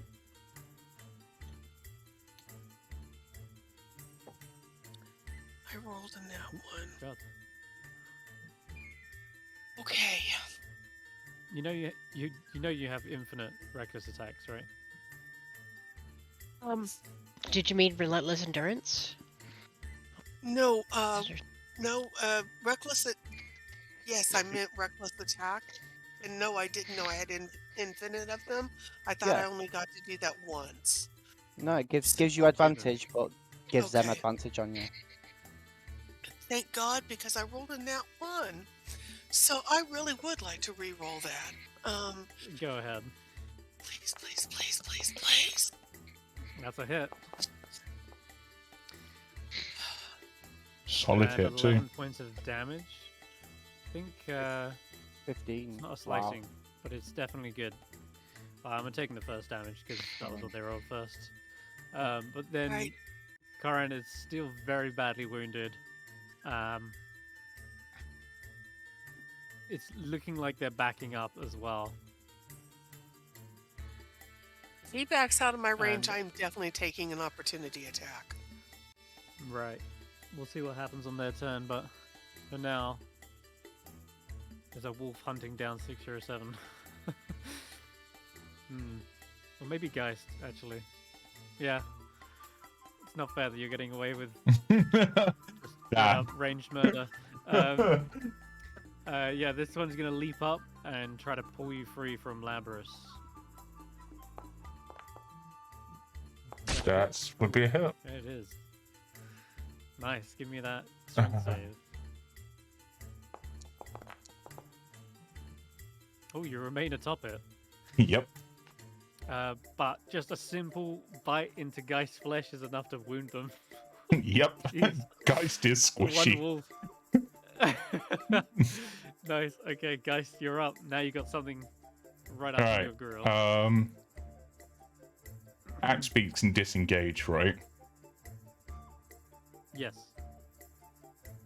I'm just making my decision. Yeah, I'm going to disengage while using the axe beak and sort of move on to the bridge. I can't see anyone, but I can probably hear where the No. winter wolf is, right? You can definitely hear the battle raging on. You can also definitely hear where that wolf was trying Yeah. to bite you. In which case, Yeah. yeah, so focusing all of my sort of thing purely on the sound, I want to try to steady aim to negate the disadvantage and go for the other winter wolf where it has a chance to run. If that's possible. I'm trying to think. I think you can probably take a shot at them. Go on then. Yeah. Yeah, I wasn't With sure. disadvantage. Okay, be Well, I'm trying to disadvantaged. think where it was where you last saw it. You Yeah, can definitely hear it over there. yeah, But I'll allow it. You can take a shot yeah. with this. Okay, so this shot will be disadvantage. 16 hit? It does, yes. There you go. Plus you would get sneak attack from I- Ashanti being I- next to them as I well. don't, because it's you don't get sneak attack if you have disadvantage. Oh, don't you? Okay then, never mind. Yeah, Right. unless get, unless I can shot. unless steady aim can negate it to allow that. That's why I was trying to steady aim. Right. Basically, Yeah, that's a flat roll, technically. yeah. So if you'll allow that, then Yeah, you can roll sneak. okay. Jesus. Okay, nice. Oh yeah, that hurt. You can hear a yelp from where your arrow just barely clips it. Yep. And Cool. Dice is like, I'll leave the wolf to you, 607. Okay, no breath after all. Okay, we're gonna go like this. Ashanti, it is gonna attack you with advantage. Thanks to the reckless. Grabs a hold of your arm where your axe is swinging from, rips it side to side before finally your grip is loosened and you fall down prone on death's door once again.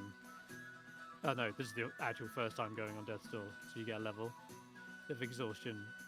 Right after that, it tries to leap away and escape this fight. But you do get an attack at it. Like I mentioned, I'm definitely going to take my opportunity attack. Go for it. Am I prone or am I still standing? Yeah, you get knocked prone whenever you go to Death's Door. However, with my version of Barbarian, when you relentless attack, you keep that for the whole round, not just on your turn. So you get a flat roll to try and hit this Winter Wolf. So we'll take the 13, is it? 17? Wow, that's a hit. 13. How much damage? 5 damage. It's not enough. It's barely alive. Oh. Bagheera, one final yelp as it leaps away and is going to go 50 feet into the blizzard. What the hell did it do for the damage roll that time? Why did it divide it by 2? Oh, yay! Death's Door is working. Cool. Is that part of Death's Door? Whenever you're on Death's Door, you do half damage. Yes. That Death's I didn't Door, know. You deal half damage. Didn't know that one. Yeah, it's severely bad to be on Death's Door.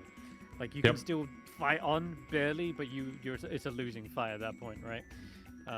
It's really if you're just heroic enough to bring down the creature on its last couple of hit points. And in this case, it is very much on its last hit point, but it is going to try and retreat just the same way the other one did, but in the opposite direction. The other wolf, however, is still hungry. Where's... Oh god, there's a couple of you down there.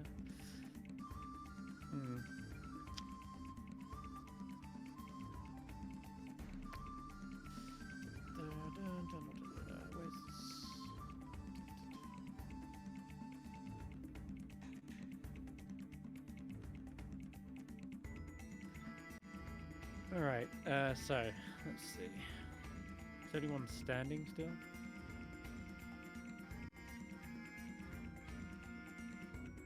I'm standing, if that makes a difference.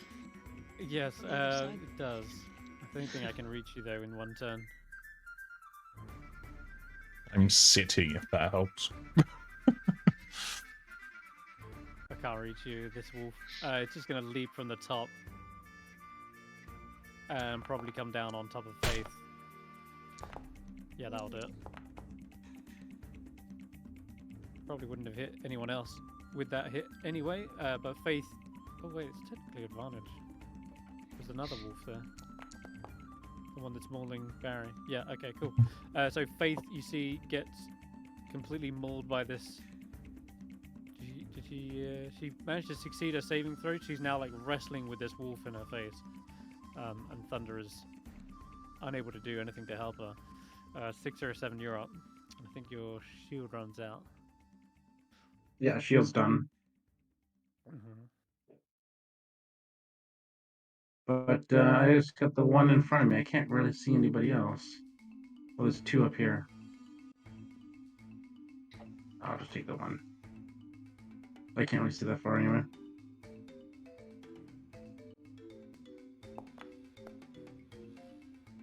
Oh! I'm not gonna do it. Damn, that's a miss. Yeah, Blizzard kind of whips around your arms, making your aim a little shaky.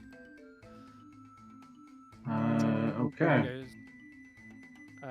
I'll run up. Barry. Run up to him. Okay. That's it. Alrighty. Me again with the wolves. I don't want to be here. Still a dangerous amount of them. Yeah, I'm out of there again. This is the 3rd one? Yeah. I'm in the dangerous place. Oh yeah, I'm gonna stand up as well. Why is it not giving me 610? Probably because you're on Death's Door, I don't know. Something to do with that. There you go. And then I'm just gonna like 10 feet. Yeah, about 10 feet. Yeah. You know what? You, This dog just needs to chill out and go to sleep. I think I'm gonna cast it ahead of me. you'll be at disadvantage if you're trying to hit some. Oh, you're sleeping. Yeah. You Okay, can go well to that'll do sleep. the job. He just needs to You- chill out. Well, goes unconscious, I guess. Koran falls down. Good job preventing it from going any further away. Just You wondering hear it how like we were gonna do slump that. into the snow and skid to a halt. Very nice. Okay, Hulla. Is it dead? No, it's It's- No, sleeping. it's asleep. Okay. Could be dead I'm if you going, go kill it. I will going do to my give damnedest. a spare the dying to Barry, and oh, sorry, I need to move first. That's alright, I'll give it to him. There you go. Thank you. And I'm gonna move over A little bit here better. and swing at Buddy right here Okay. with my Yeah, there's- warhammer. There's a wounded one there and a not so wounded one there. I'm gonna swing at the one who's closest to me, just cause. Okay. Go for it. That's a hit. Ugh, lousy Oh. points. A light, yeah, kind of a light beat to the head. Bad dog. Yeah, Tap. basically. All right. Urgh, and annoying. We're back to Yeah. these wolves. The one that was chasing Barry, I guess, now turns to you. We'll have pack tactics now. She'll Hits the armor. try that a second time. Yeah, nope, it's not getting through. I Okay, kick at Eve? it. Oh. Oh, hello, Eve. Yeah, sneak in. I can't You're a little- see anything. No, you're a little far out from the combat. You chased down a winter wolf last turn and finished it off before it could make its escape. The other wolf is like some 50 feet away from you. So you can only make 30 feet on one go unless you make your cloud jaunt back, because that was how you got here in the first place. That's how you managed to chase them down.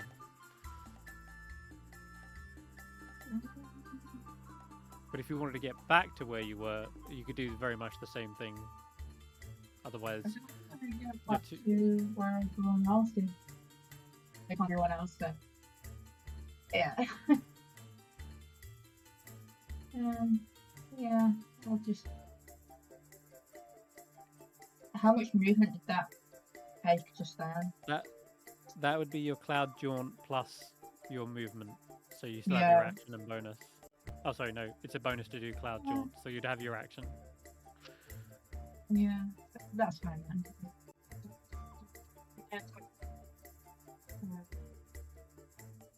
One sec. Sorry, cutting out a little bit. There you go.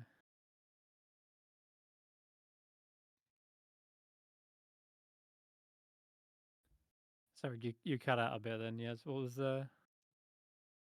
was your action?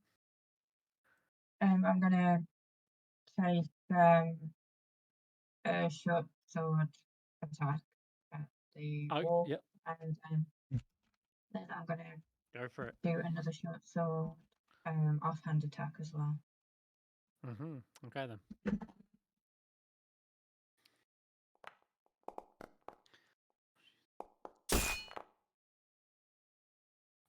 Well, that's the dead wolf. You you go to strike with your This second is attack and your- realize it's already a dead limp wolf on the end of your short sword. Nicely done though. 607 was that's having my a hard friend. time hitting that one. Okay, Faith. Faith is You know what she should have done? I totally forgot. She has a hellish rebuke, which she should have totally used. Blown that wolf to smithereens. So shit. Well, there you go. We don't actually want to hit Faith after all. The wolf that dove down and tried to rip her face off suddenly gets blasted, and that's not fire damage. Ever since she's become like awoken with Oral, she has since had this kind of icy nature to her spells, and so this one that jumps down onto her is suddenly impaled with a mass of freezing icicles that will most certainly kill it. And then on her actual turn, she will simply try and bonk this one on the head, following your lead. And Ashanti is your go. There's a couple wolves left, I'm if not just one. I'm dead, right? You're I dead. mean, You're okay. not dead. Can I still take actions? Yes. Then You have to stand up. yeah, I'm gonna use my movement to stand up. And then if I can, I'm going to use the last of my energy to adrenaline dash. That'll give me temporary hit points. All right, so my movement was to stand up. I am adrenaline dashing. And then I am going to, come on, baby, move. Sorry, I couldn't see there for a second. Everything jumped. I'm only 50 feet away from that stupid ass wolf, and I am gonna go take a swing at it with my adrenaline dash. It's not I letting think me move. probably because you're using the ruler tool. Oh, I'm sorry. I thought I turned that off. Don't forget, Okay. you used half your movement to stand, and That's my movement, yes. so you So got 15, and then your I'm dash will give you another 30. You could actually make it. Yeah, you could do it. I'm using adrenaline rush, yes. And then I am going to hit the damn thing with my halberd again. Because I am pissed and I'm not thinking that I should go after the wolves around my friends. So, do I get advantage since it's laying down? Oh yeah, for sure. That Not big- that you need it though. This is a clean kill. You can just tell me how you coup de grace it. I took its head off. Oh I god. was so mad. I just decapitated it. There was a little tiny voice in my head going, I just wanted the pelt. Don't mess up the pelt. But I took a giant swing, decapitated it, and fell on top of its body. Right. That will finish the two winter wolves. Koran and Kanan even, are both laying dead in the snow, hunted down after their desperate attack. Geist, there is one more yapping wolf Yeah. that is nipping at Hulla's heel, but Yeah, he's so going to be much of Geist a is trouble for just you. gonna maneuver slightly so that I'm within 20 feet. I'm still within 25, but big nuggets in the way. Yeah, that should do. Because this is like a frozen river, right? So should go. Apparently that's still 20. Out the way, small child. You can just sort of be. Kick him away. Yeah. Right. Steady aim. Sharpshooter. Eye. Yeah. No, that misses with sharpshooter. Ooh, I actually missed. Yeah, it wasn't enough. Did. Yep. Which means the wolf will get one more attack. And you know what? Just for that, it's coming for you, Geist. Hulla you get another attack of opportunity. I love attacks of opportunity. Getting a lot this turn.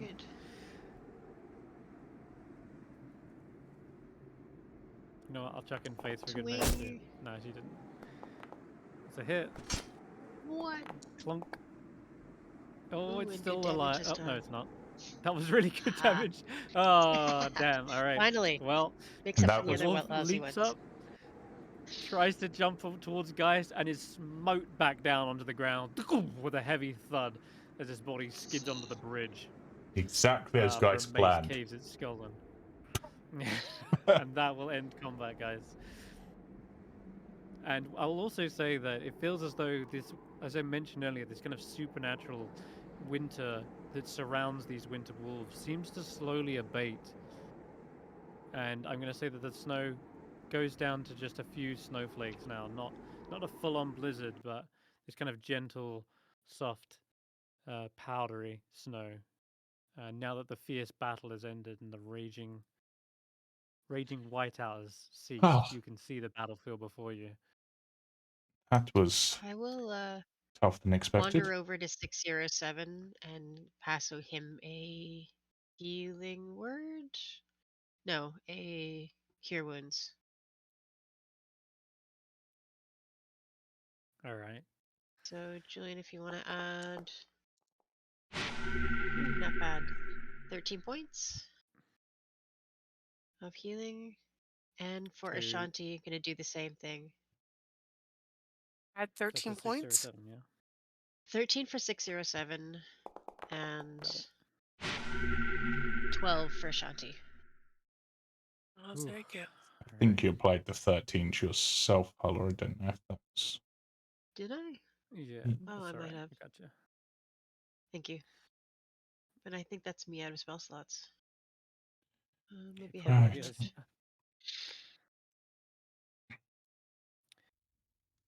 There is but a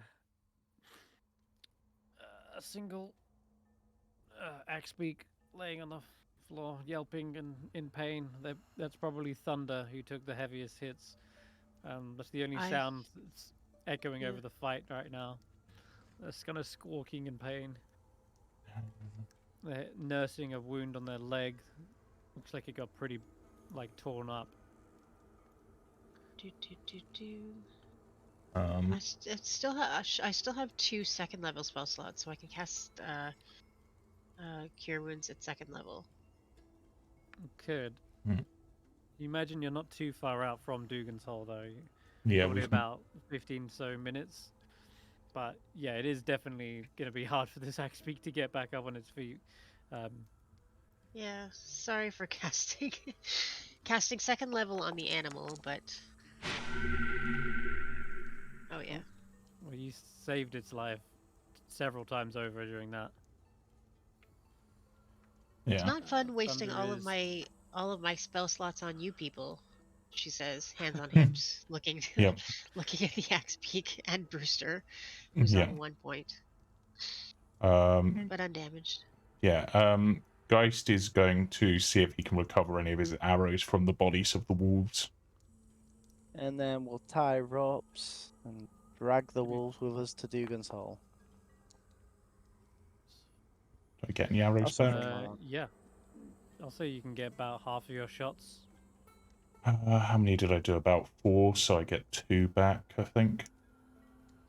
So I'll put those into my saddlebag because I topped up just in case I couldn't find any, and then tie ropes and we'll drag the wolves back, I guess, to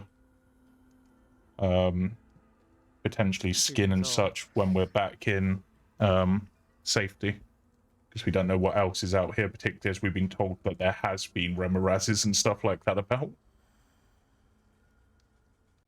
Yeah. And the last time we had blood and stuff about us, we got crack-catted, so... That's true.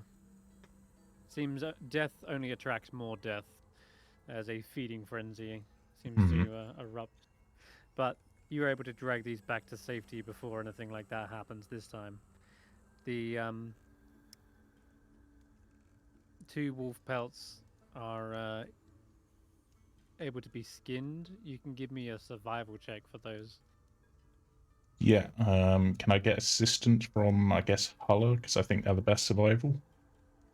Yeah, yes, absolutely. I can help you out with that. Okay, give me a roll as well. Hold it down and pull in the appropriate places. Yeah, so you roll, and I think it's if you get above a certain thing, then I get the advantage. Oh, okay. I thought it was just automatic advantage. No, That's pretty damn That should good. count. roll. You can. Okay, yeah, you can get the help action. Geist, you can roll with advantage. Same roll as well. Nice. 22. 22 is enough to skin both of these pretty cleanly, minus one head. I'll give Yeah. you that.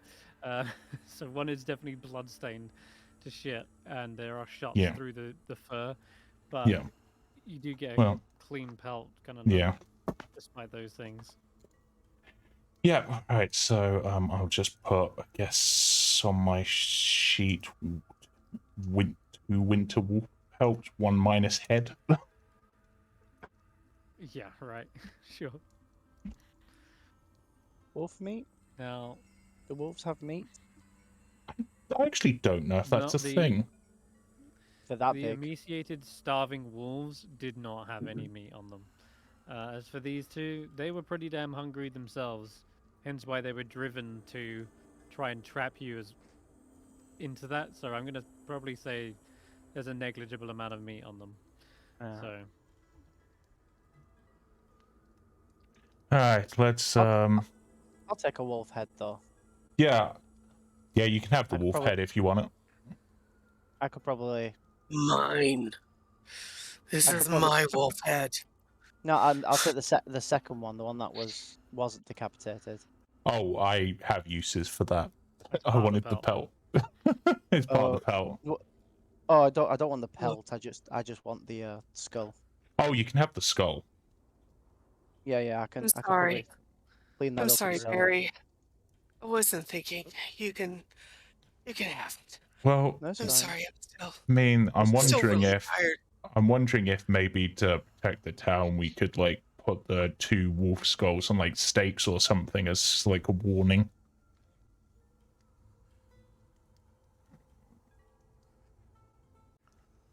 Just an idea, but unless you've got better use, Barry, I know you're quite creative with that sort of thing. I was gonna turn it into a trophy we could sell at a tavern or I something. mean, that's also a viable option, but I suppose before we do any of that, let's head to the speaker's house and get these kids to safety. And then you can scoop out the skull or however you do that. Yeah. Boiling is traditional, I think, isn't it? To clean it up. Possibly. I'm gonna stop dragging the wolf head behind me as I trudge forward and just toss it over to there. There you go, Barry. You've got 2 wolf skulls, or potentially. There you go. Oh, cool. So, knocking on the door of Speaker Edgar Dermoot's house, you see the door hastily opened up this time to a almost tearful old woman who brings an embrace to the 2 children, one in each arm, and looking up at you, fighting back these tears. She's like, thank you so much. You saved them. Yes, I thought they were lost. And you shouldn't be bothered by at least those winter wolves or a wolf pack. Again, we've dealt with them. Oh goodness, you're the heroes of Dugan's Hole. Oh, I cannot thank you enough. Oh, we have little to pay you, but shelter. If there's we need anything shelter. I can do. Some shelter would be. We also need money. Or if you've got any. 07, I need to sleep somewhere. I mean, most of the town's empty, so we can probably take our pick for the time being. But I suppose if there's anything of, even if you don't have necessarily coin, if there's anything of use that would be of help to adventurers, perhaps I don't know, some sort of relic passed down by the speakers or something. I don't know how that works. Passed down. Well, it happens. Yes. You see, these children's mother, Hilda, she married a hunter, and he passed away a few years ago. But he did leave behind one of his relics from his adventuring days. She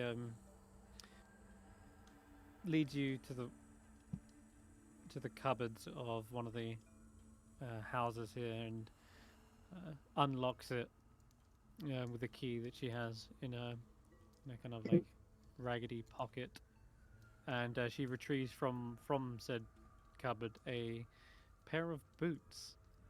That's right, more magical boots. These ones have a magnificent kind of fur trim around the side. The laces crisscross in a neat pattern, and you can see underneath the boots a sharp pair of cleats as well. They kind of look like little icicles. The leather is clean. It looks tough. These boots have probably seen countless adventures, and yet still there's no scuff marks or wear and tear visibly on them. They look brand new. Huh. All right then. These Do you know what they do? were. Didn't even have a set on. I remember he said that he won them from a wayward adventurer when he bested them in a drinking contest. You've returned both children safely, so please, you can consider this one boot for each child. She gives you a smile as a thank you.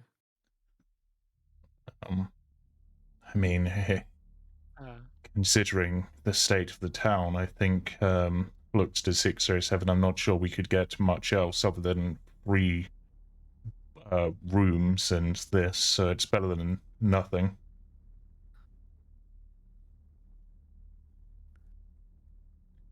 Just pointing out once again, it means that we're going to be doing things for free. Well, like eventually we need to get paid. We got boots. And we got items of value from it, and these boots could be of more value than gold. They almost look like they're built for the snowy weather. If I'm looking at that... Anyone looking at them can give me an Arcana check. I'll try. Yeah, guys don't know. Got a 1. Harry don't know. What's with you boys and the ones? I got a -4. Yep. They are simply a pair of wintry boots. They just look brand new. Oh my goodness. Does anyone want to try them on just to see what happens? They look I mean, pretty neat. I'll try them. Okay, you try. As soon as you put one boot on, they are immediately snug to your foot, and they warm it as well. Like it feels as though they were kept by the hearth, as if they've been like, preheated before they were given to you. But you're pretty sure that they were in a cupboard, and so you're not sure where that heat is coming from. So yeah, there's definitely something magical happening to your toes. Hey, before I go to put the second one, I'm like, just imagine it could have only been one boot if we only saved one child. Yeah. So, I mean, we should at least rest up here and then as best we can, but it's still early in the day, so we'd be wasting a lot of time if we spent the entire time here. Alright, well, I'll figure out what these... for yourself. Figure out what these do, and then we'll decide who should have them. And I'll just be walking about in them for a while. Looking at the base of them, just as a question, Chris, like purely from a non-magical perspective, because they've got like that sort of like ice sort of cleat-like look, would they automatically function as like crampons? Yes, they do. They ignore difficult terrain created by ice or snow. Oh. So, I mean, that's at least one thing. Whoever has them can sell their crampons, and that's some gold for us. Mm-hmm. Over the course of the next hour, you guys can have a short rest, and Oh, hell yeah. the Winterland's boots, they don't just feel like they're warming your feet, Barry. After about an hour of walking in them, not only have they formed perfectly to your feet that you don't feel like you'd ever get a single blister from wearing them, but it starts to feel like that heat rises up from your ankles all the way over your body. Just it warms you to your core.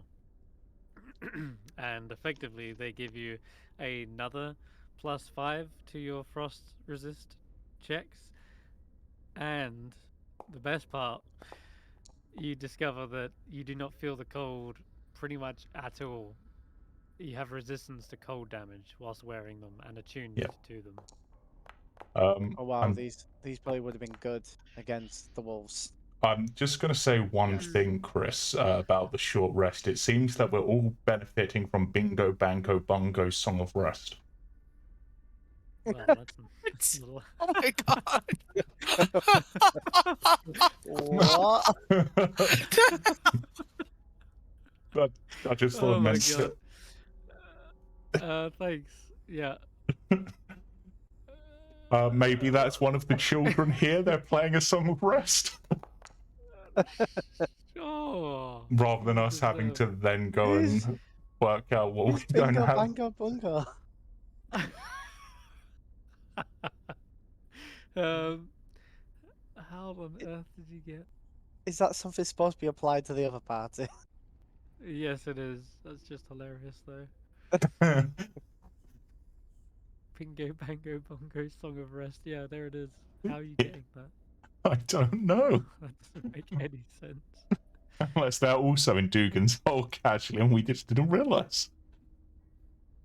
Just no clue. Maybe. But that's very bizarre. I was at full health with Owlers. I'm good. But so these boots are a +5 to frost checks, resistance to cold damage, and you don't suffer And ill you effects of ignore... difficult terrain in icy from weather. ice and snow. So whoever Yes, has them can sell their snowshoes and their crampons. So I'll put that Very true. across to everyone and be like, so who do we think should have them? I mean, Hulla has those other boots, so Yeah, I'm alright with the boots that I have.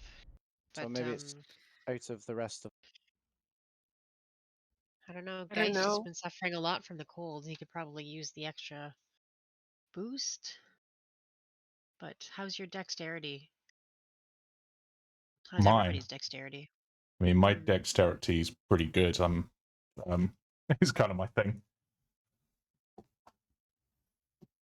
Faith says that I already don't feel the cold, so they won't be as useful on me.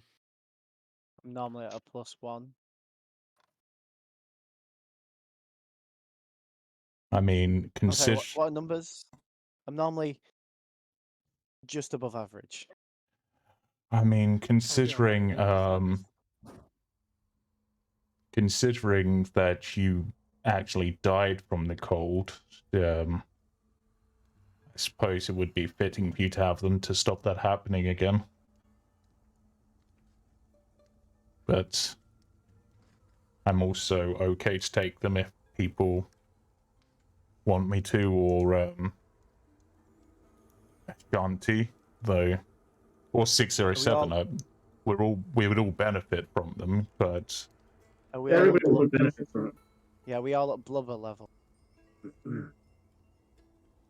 Other thing we may do is just, if the boots are magical, then save them. I mean, I think that definitely when we were climbing the ice waterfalls, whoever, Hulla, we could have put them on Hulla and had her better able to climb those ice falls.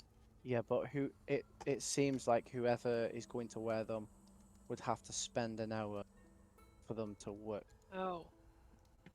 better than just I'm doing regular sorry. shooting. I'm still You wouldn't so just play tired from cards that for it? battle. Yeah, I don't think Toss. these are attuned, aren't they? Yes.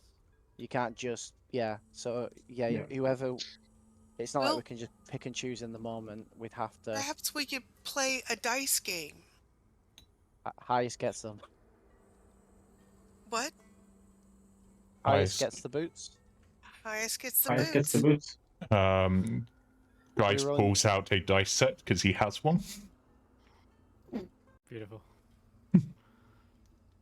So everyone Well, roll. what We'll are gather we- round. We all rolling d20s. This is what's happening. Can do. Oh, it's got to be like. Is it? Well, you tell me, guys. What kind of dice are they? Well, I don't. D10s, D6s, I'm trying to D100. Yeah, it's 'cause D100s. if it's like 66s, we could all roll the full Yeah, set, and whoever I'm. gets the highest. Yeah, why not? Let's do that. So, I'll say it's Actually, I'm just going to check how fireball many dice. dice. I'm seeing how many Fireball. dice you need to play a certain game. What? Uh, Dragon Ante. no. Liar's Yahtzee? dice. Liar's dice is 5, I think. Yeah, so everyone roll 5d6, and whoever gets the highest will get them. 5d6. And I guess Hulla, you're out of this because you've already got boots. Yeah. I'm not playing this game. Okay, I've got my boots. that was a.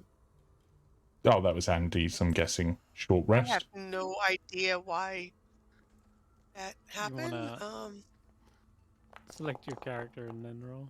That's my So you got 5d6. 23 from Guy. So Not me. 11. Plus, and Andy rolled 1d6 plus 5, which is different. All right. Yeah. Yeah, hang on a second. I know what I did wrong. Okay, so 5d6s roll. 16. No one's beating the 23. Guys, to this then. Guess I will. Barry, oh, Barry Number goes three, 16 too. I guess I'll take the boots then. Alright. Congratulations. Yeah. Those dice Oh. totally weren't tilted in your favor. Nope. Guys totally hasn't practiced rolling them over and over. Is that something you can drag onto my sheet, Chris, or Yeah. Just looking for them. if not, I can do. In the future, it's whoever kills the salad gets the boots. Sure. Sounds good. Hmm. Unless we get rid of the salad, then that's the positive thing. Yes. Fingers crossed. You now have resistance to cold damage. Yep. No, That's pretty cool. Hell yeah. And Pretty warm, actually. yeah. This reminds me of a something that happened in the D&D game I played where we had cursed boots of the Winterland, so they made it warm instead. If I remember Oh, right. no. No, they made it cold, so because obviously these keep you warm, but we actually used that to our advantage, and we put like a pouch of holding inside them in order to keep everything in the pouch cold. Very nice. Oh yeah, God, that was a while ago, but Oh my. They're a lot of gold. Anyway, These are on worth a lot of with- gold, Oh, nice. but you may find that they're more valuable as an equipment. But hey, you can add +5 to your frost save now. okay. If I fail a frost check, I'm you're- gonna be. Long resting then, or are we carrying on past Well, good we- mead? Just did a It's the start of short the day. rest. Oh, is it? Yeah. So straight on through to back to good mead and through. Yeah, probably head. Did we need to head back to East Haven, or are we swinging? I can't remember if we needed to head back there. we need to go to East Haven to collect our first half of the money for the Yes. cauldron. And we need to collect the ice climber and the ex-cultist to escort them to Targos and Bremen. So we can Yes. collect our rewards. As you're waiting around during this hour, 607, you notice there is a coring in the sky. You can see up above you there seems to be a raven circling around. And it seems to fly over the actual small town and seems to head towards the strange monoliths on the top of the hill just south of the village. How are Andy and Minerva reacting to this? They're probably watching it, but I don't They think seem that they are distressed or unhappy? not. No, not with just a small bird like that. They're usually carrion feeders, so they don't see it as a potential threat. Plus, they won't be just swooping over to them unless really commanded to. They're quite well trained, these two. I'll follow the bird over to the monoliths area and see what's Where up. are you going? Don't wander by yourself. Oh, not wandering, just going for a walk. Don't worry. I'll be back soon. My friend, you are not going alone. All right. I prefer to go alone. Well. Please. We're in town. I'm not going far. I'm not doing anything crazy. We took care of the wolves. I'll go by myself, I think. That's not happening. Rather, if you don't want one of us to come with you, 607, what if I send one of the animals from the bag of tricks, so at least if something does happen, you've got some backup, and they can't exactly tell any secrets if this is something you're keeping to yourself. Sure. Pull something out, they can come with me. Okay, you get a reindeer. Right. Do I need to... Last time I had to roll something extra for a reindeer. Do I need to do that again? Yes. You can roll a... I forget what I asked you to roll. I want to say it was a D8, actually do know but I don't know. Yeah, go ahead, roll a D8. Don't know. Oh, it's a 1 in D... sorry, it's a 6. It's a 6. 1 in okay. D... It's a 1 in 6, so... Okay, I'll roll a D6. 3. Okay, no. Nothing special about this reindeer. Okay. Just a normal reindeer. Cool. It follows you up the sloping path, 607, before you finally come to this strange arrangement. There's a triangle of megaliths, and they're set in a ring, standing at the southern edge of the town. There seems to be at least like 19 crudely fashioned stones. They look to be like granite, perhaps. And there's a single stone at the formation center. And you haven't asked about this with any of the townsfolk or anything like that, as to the origin or purpose of this monolith. But here it stands, and sure enough, you can see that the raven is circling around back and forth.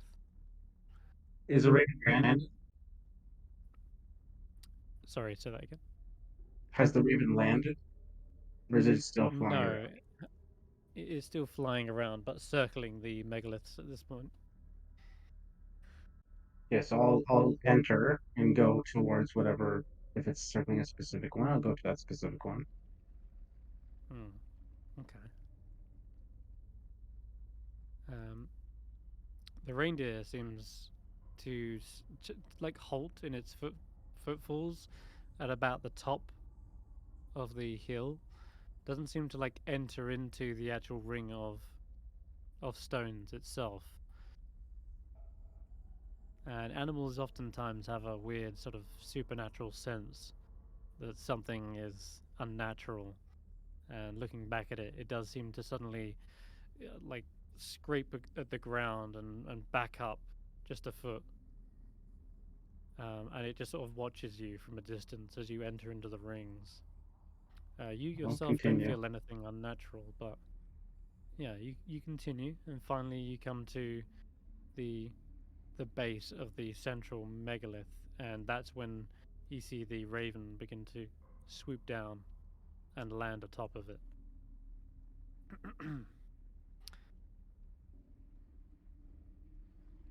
Hello? The 20 stones of Thrune. Oh, You there hear we the go. voice of the raven.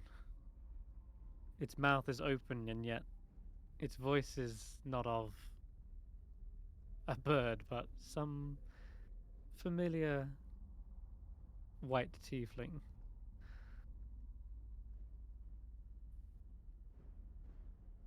I suppose you haven't asked what these are yet. But Haven't it's had no a matter. chance. Well, you saved your breath. Truth is, nobody really knows the origins of these. The townsfolk maintain that they were there when the town was founded. A Chondathan named Dugan de Brace was the first to happen upon them, whilst looking for a good fishing spot, supposedly. I Scholars have suspect you know tried to more. find the origin. Oh, yes, many have tried to research its origins, but they have all found nothing concrete, nothing more than legends and northern folklore. Some speculate that this Thrune was a god, whilst others believe it's a destructive elemental spirit. Perhaps it's bound to this location.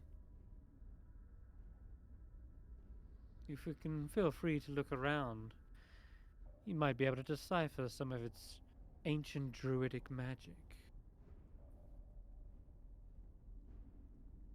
Why aren't you telling me this?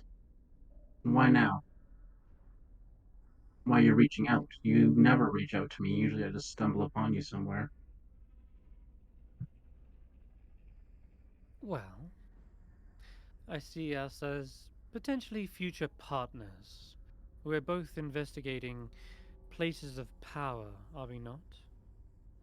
Finding out secrets hidden beneath the ice? There must be more to this frozen wasteland. We can help each other uncover it. Hmm. I still have more. Like, why did? Hmm. Do you trust me? As far as I'm afraid. one can trust another? Uh, I'm afraid that's why I've chosen to speak through my familiar on this occasion. Our last encounter had you murdering an entire cult. So, you're clearly dangerous. I'll have you know, we just fought some wolves and I didn't do jack shit, so I'm not dangerous. Well, as a group, you are. And that's why I'm taking a precaution this time. That's why I chose to come alone. I appreciate that. Why did you have glory bound in ice? Glory? That purple tiefling? Ugh. Mm-hmm. He was interfering, getting in the way of things. Mostly, he was trying to take the cultists in a different direction. A He did try to distraction. make a deal with me. And I'm guessing he didn't leave until you accepted. He didn't. No. Well, there would have been two outcomes. He would have refused to leave until you made a deal, or you would have dealt with him yourself, and it seems you chose the former.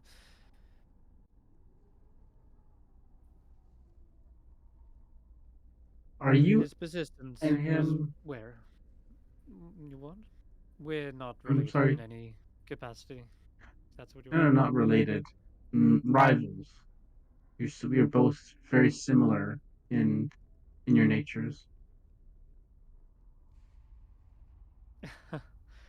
Yes, you could say that. We are clearly both ambitious, but his goals are not of interest to me.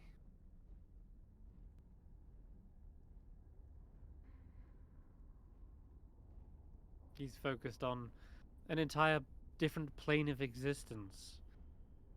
I'm much more interested in the seekers here on the material plane. And we're close. His How plans seem close? to. Well, I believe we know the location. But getting in is a different issue entirely.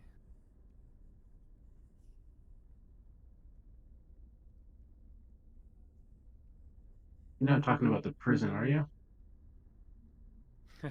No. But, as it happens, the prison is the next step. We believe that the certain prisoner there may know of a way to get in. Are you ever going to tell me that person's name?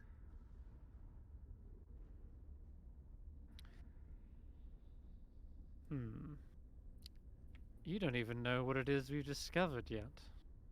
I know So, jack all. I know nothing. I don't even know why if you don't know anything about these stones, why are you leading me here? I don't know nothing. I'm in the dark about these so many stones. things. Well, I'll tell you what then. I would really like to test your knowledge on these sort of arcane matters to see if you're really truly worthy of exploring and discovering this magnificent find.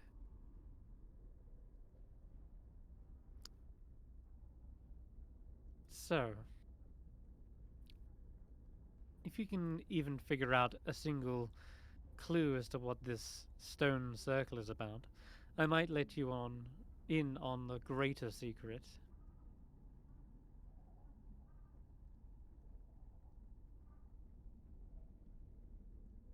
Okay. Challenge accepted. Perfect.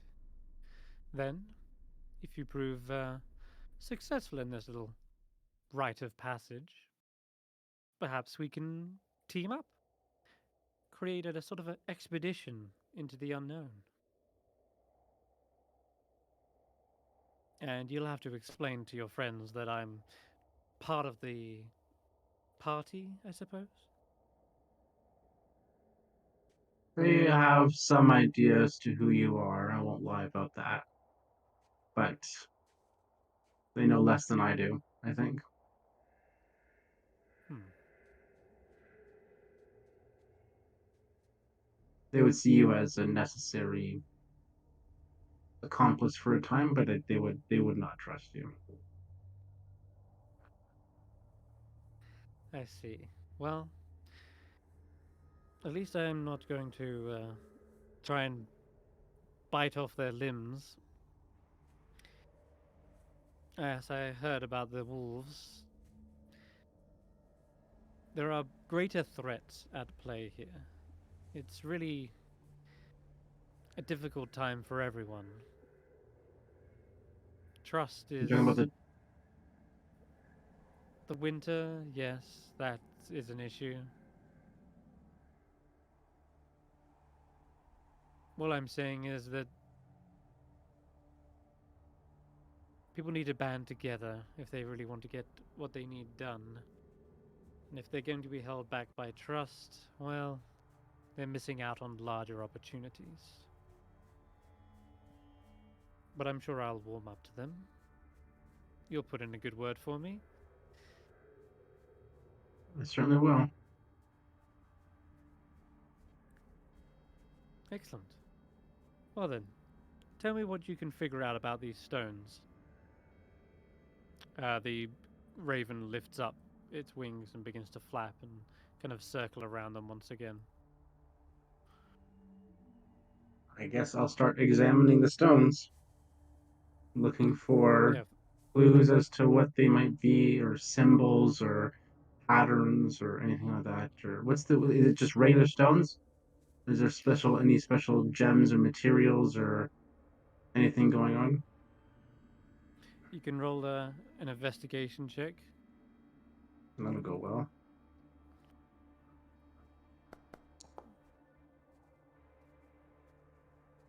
Okay, 13. They look to be made of granite, but as you're looking for specific markings, there does indeed appear to be some sort of like groove in the stones. They look like they would have been runes or something, but perhaps they would only be visible when they're lit up. But with a 13, it is enough that you're able to notice them as you're examining closely. The symbols themselves are unusual. They seem to resemble like a water droplet here, like a lightning bolt there, a flame on another one, like elements, right? Other ones you're not too sure about, kind of like a circle with a smaller circle inside of that. You're not exactly sure what that could mean. They're a bit vague. Um, I'm gonna pick up some but snow mhm. and hold it in my hand so it warms and melts a little bit, and then I'm gonna rub it against the symbol that has the water drop. Okay. There See if is I can fifth a element this. there is a brief flicker of light to the rune, but instead of it kind of lighting up fully, you see instead an inscription above the rune begins to appear that was previously completely hidden, but doing this has sort of revealed it. And it reads, "Here within this sacred mound lies a beast of winter's anger bound. Our promise made, our promise held. The teeth and claw of Thrun are felled. Beware, beware, its fury comes." Okay, so Thrune is a giant winter monster, maybe winter dragon thing. Okay, sounds great. The 20 stones of Thrune are probably what's keeping it here. Okay. Okay. Um, I will take out a torch and I will light it and I'll put it to the fire emblem. Okay. A second inscription appears as the rune is lit up. Just slightly again, like it flickers. This one says, "A circle drawn to trap its rage. Here you stand atop our graves. It says 10 and 10. Our blood was spilt. Servants of beasts, our lives did wilt. Beware, beware, its fury comes."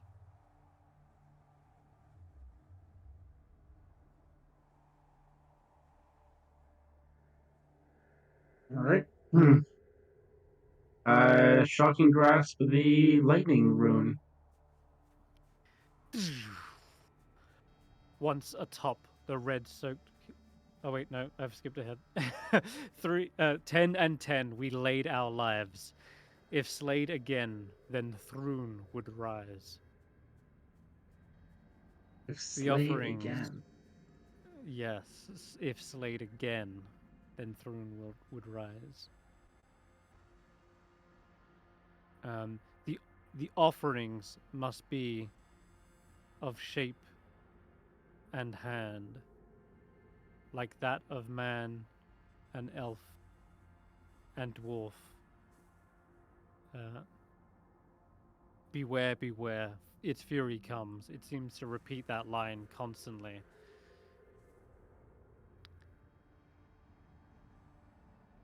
Yeah, sorry, of hand and form. Yeah, and dwarf of norm. So it seems as though it's talking about some sort of sacrifice or offering. And it seems to be depicting like lots of different types of races there. You said there were other runes on there too, right? Can I chill touch the other one of the other ones, the circle with the circle inside, maybe? As Because it that does happens, necrotic damage. yes, as it happens, yeah, you could. That one, it's this would be an Arcana check here, actually. But that Or is if there's not a one bad that shout. sort of, yeah. I figure it's going to be Yeah, different damage, maybe for a bunch. Oh, that's not great, of course. you're at going with the rule of thumb you've figured out so far. Most definitely, some of these do possess an element that you've been activating, and although necrotic doesn't seem to affect this one, it doesn't destroy the stone or anything like that, or destroy it. But you reckon this must be some other type of element that you're just not quite sure how to activate. Um, Actually, come to think of it, you're like half right with the necrotic damage. Uh, but it's like it kind of flickers for a moment, but then it kind of scrambles the inscription and it's illegible. And so for that reason, you're not quite sure what went wrong. But it was almost like necrotic was half correct, but you're not sure exactly how to get the full inscription to appear. But Are there there are, like other you said, there's runes? 20. Like, Yes, okay. there's loads. There's 20 of them. Sorry, 19 of them, right? If you count the outer stones, and each of them do bear a different symbol. And Oh, so so I will say, these if are you on process, these are on each of the different stones out here, not just the central one. that's right. Yeah, you've Oh, sort of. okay. I assume you've been going one by one to the ones you definitely kind of know. Um, and so I'll say, once you've figured out by process of elimination which one is necrotic, we'll say, it does eventually appear as another inscription. So I'll read that for you as well. It's the third one. No, you're on the fourth one, right? Yeah. So it This is the says, fourth one, yeah. once atop the red-soaked hill, drink from cup the blood of your kill. Then stand and face the center stone. Speak, arise, Thrun. May death be sown. Beware, beware, its fury comes.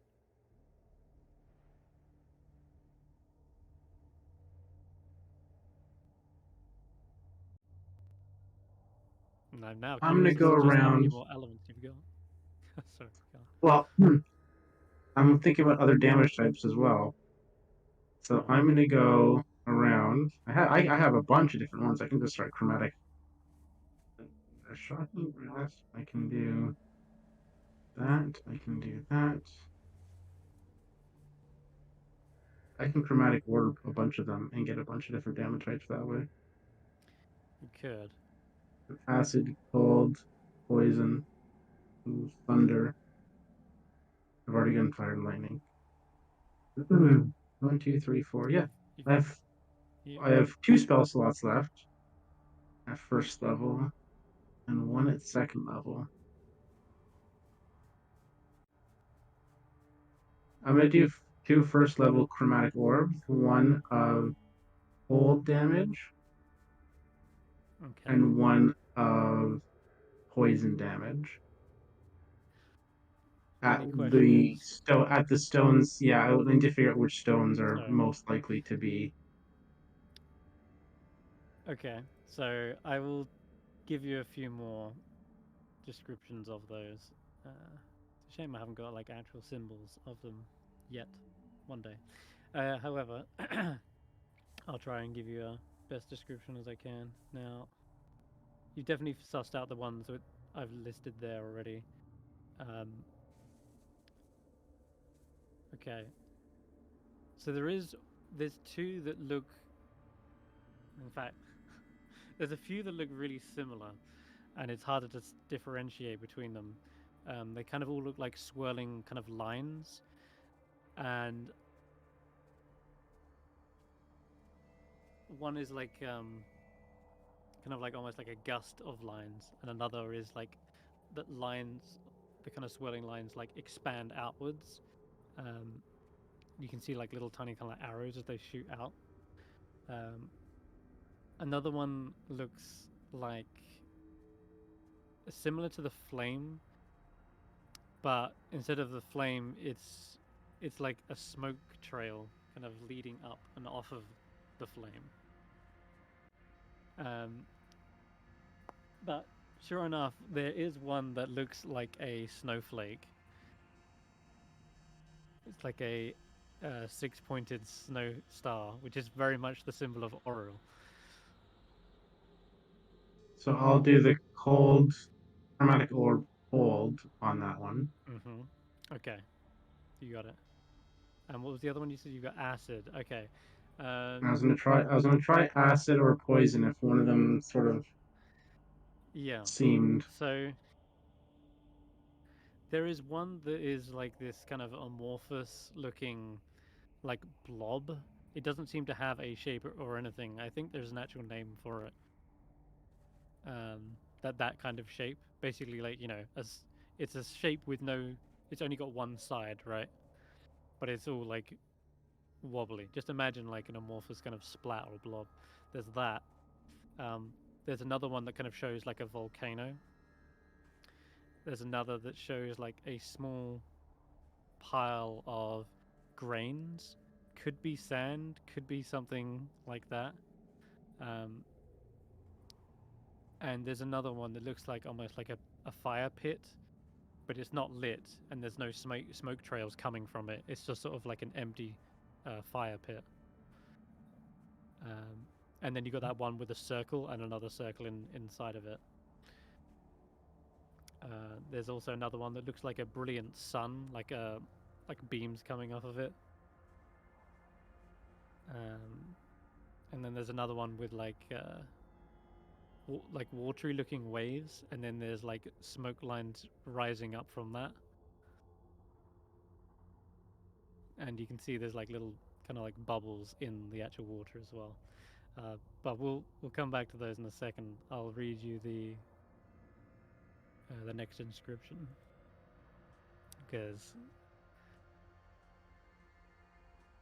you've just activated the cold one. So it says, once its form blots out the skies, its fealty you hold until sunrise.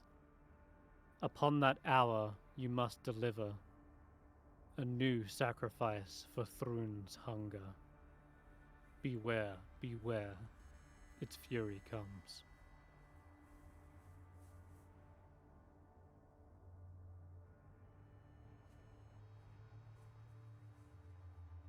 I'm gonna take out my dagger Mm-hmm.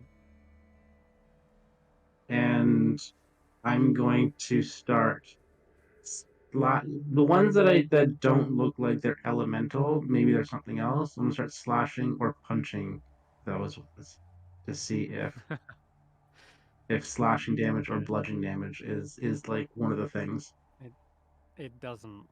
And it's at this point I'll let you roll another Arcana check because you're starting to rule out certain Mm. things.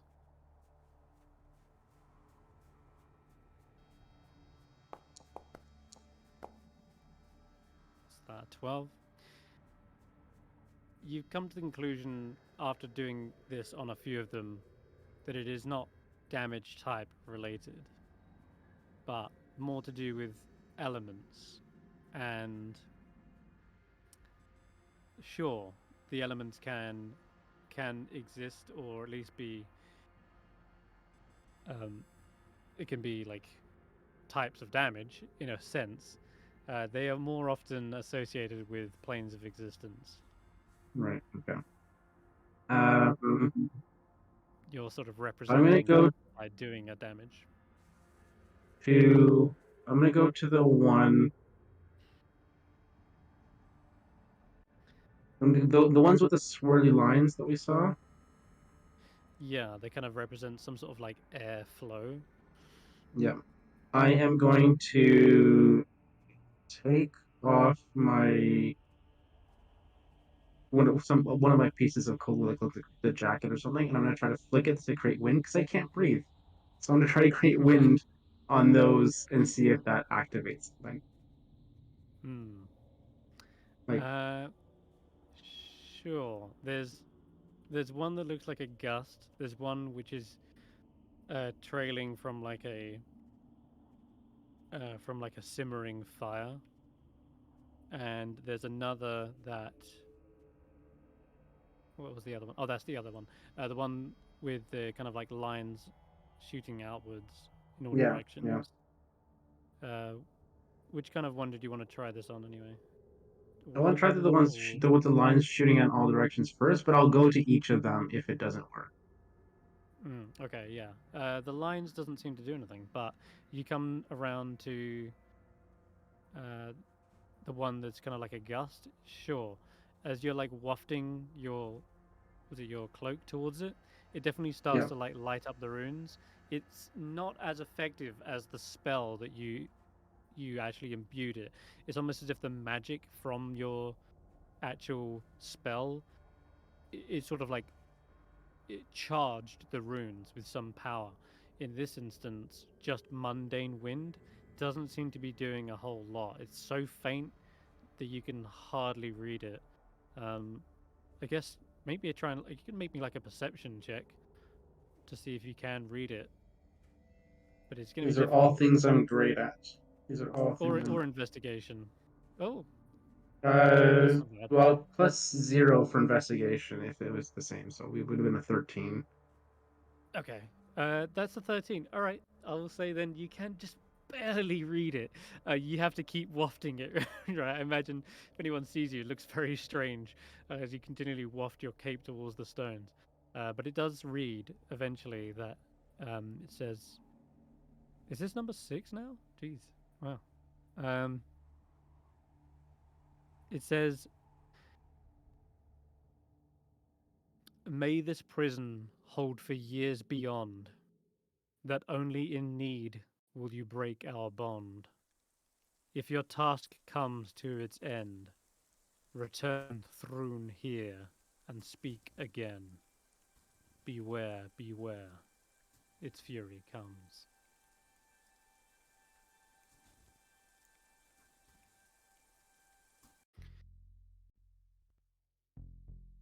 Okay. I have another. Hmm.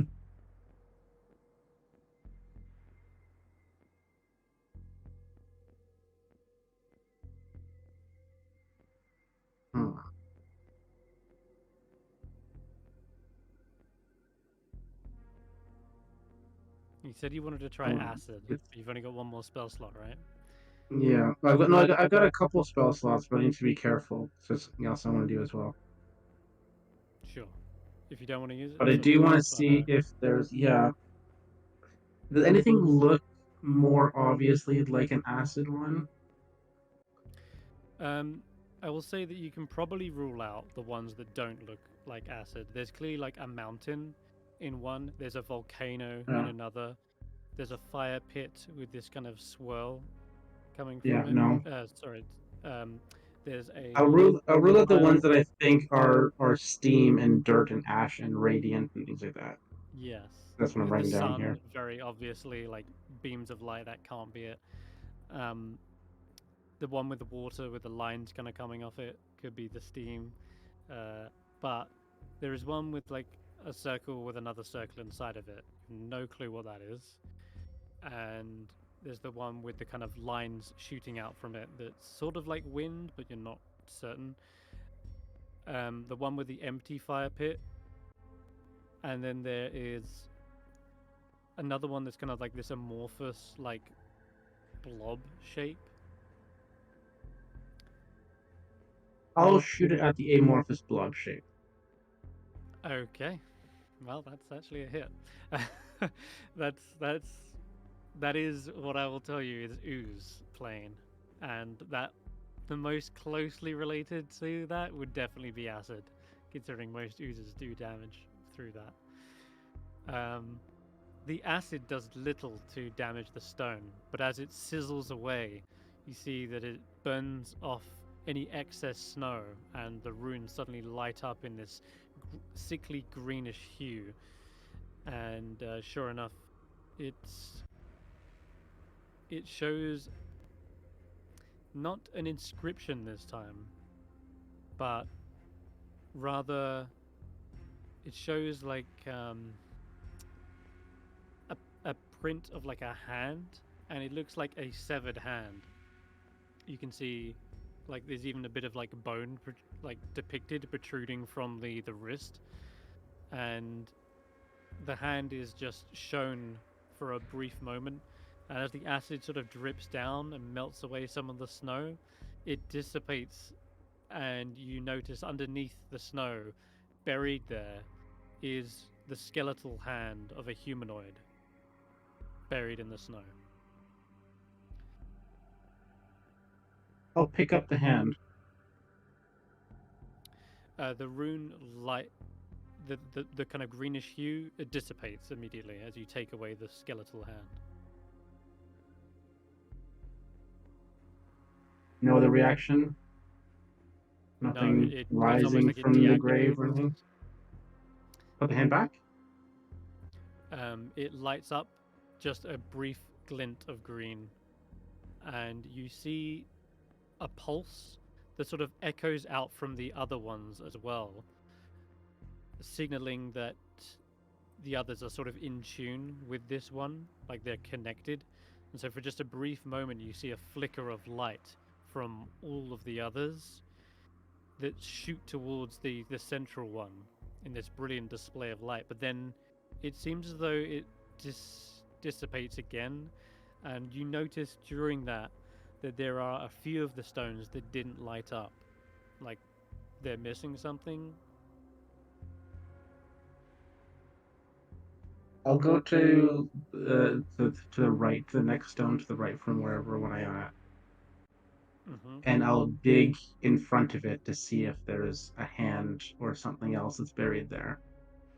There is, not too deep in the shallow snow, there is another hand, a bit stockier. This one looks like a wider palm, but it's skeletal still nonetheless.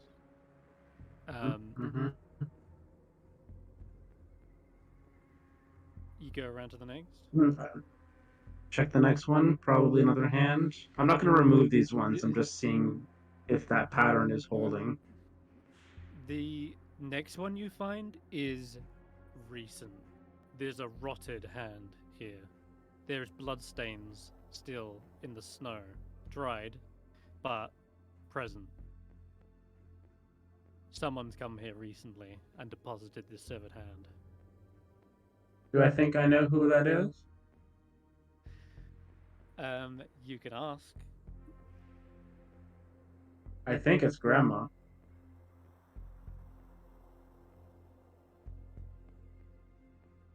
Really? You have course, no fit. way of confirming or denying. Other than the fact that this is recent. There's no other evidence here.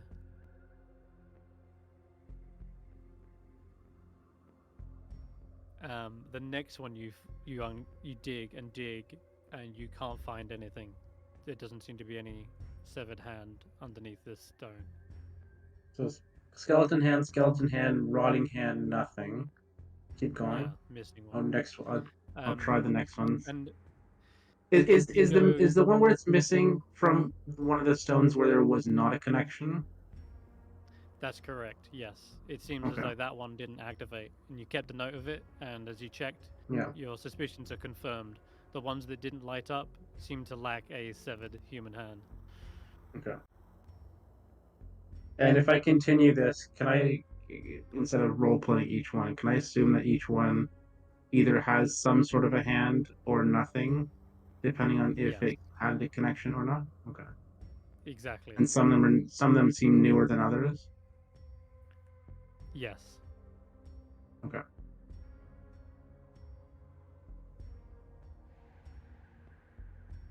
In the interest of time, to get other people involved in the game as well, I will spend however long it takes to write down those rhyming bits that I saw, and then copy down their adjoining symbols, and then write down the remainder of the symbols as closely as I can to see, um, if I can figure them out later.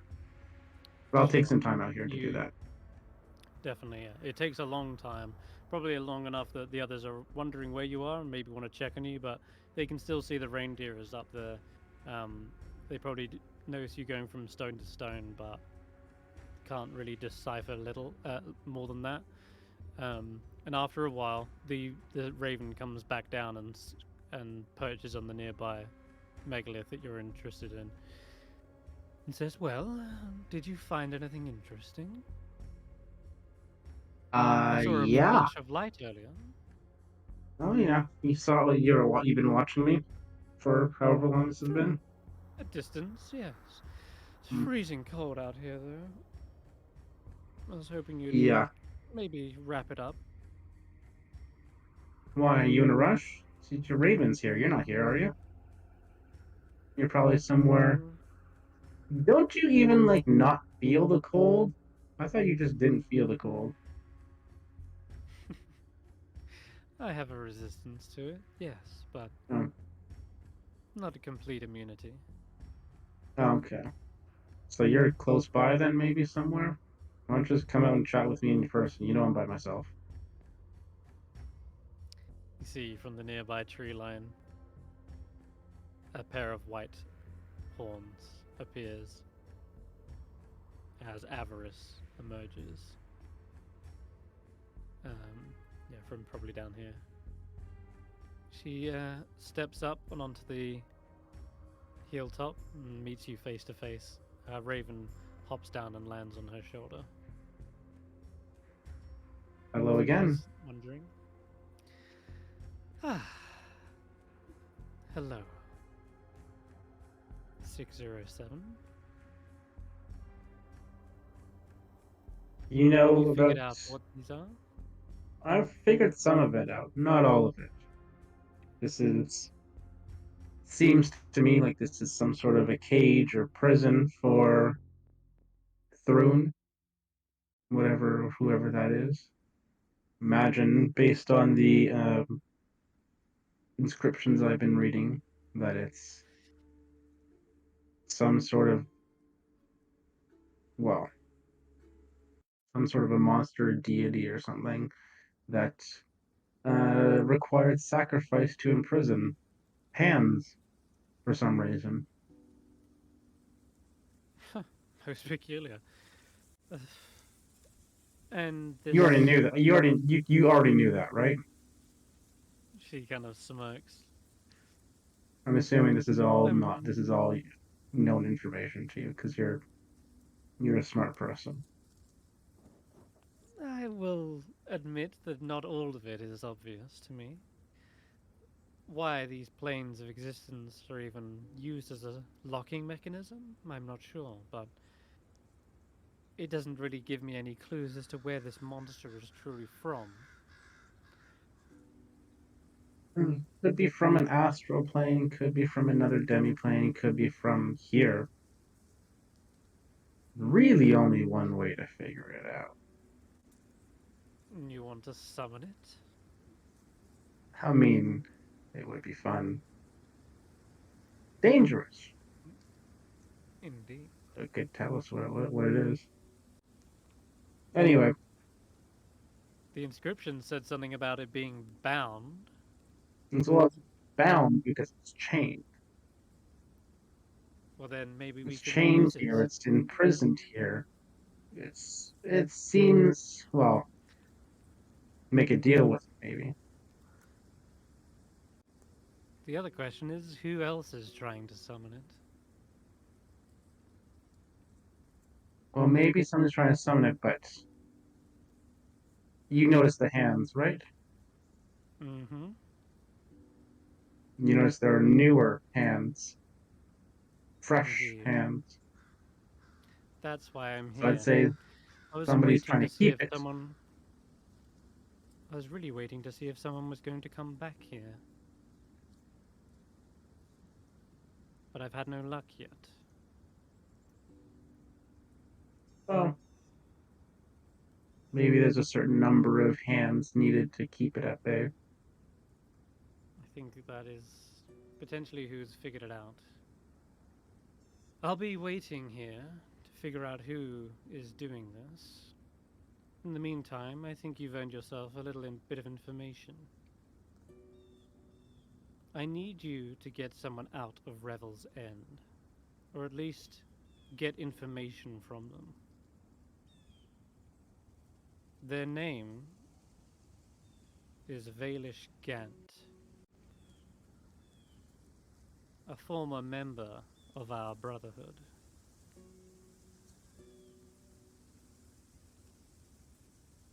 As far as I'm aware, he's still there, in a certain particular cell.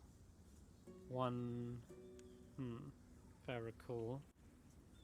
He is prisoner 237.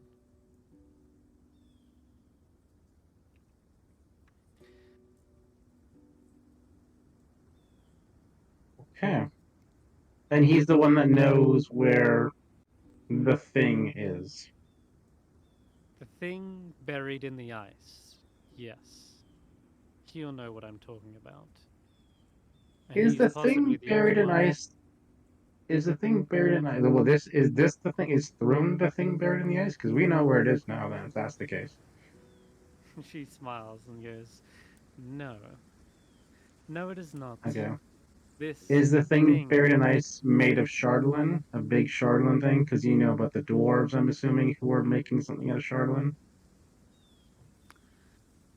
I had my suspicions that it was, and I was hoping I would learn some secrets surrounding it, but no. The reason I was after Shardlin was I was trying to figure out the cult's fascination with it, and why it chose Okay. to save the people it saved. But the Shardlin seems to be something else entirely as well. They could be linked, Yeah.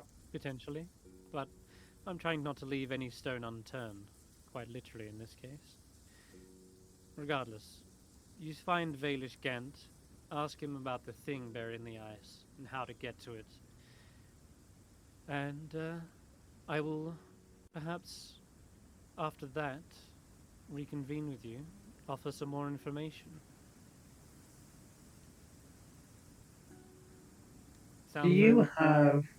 Yeah, sounds fair.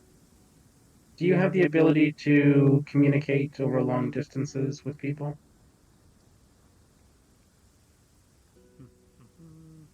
I know there's certain spells Yes, that but can do things like that. I would need to forge a telepathic link with you. Unfortunately, it doesn't last for very long. Oh, okay. if you're curious, I will tell you that I'll be near Bryn Shander soon. I will probably be able to find your lot, though. And if I'm not there, it's probably because whoever turned up here discovered me and killed me. So you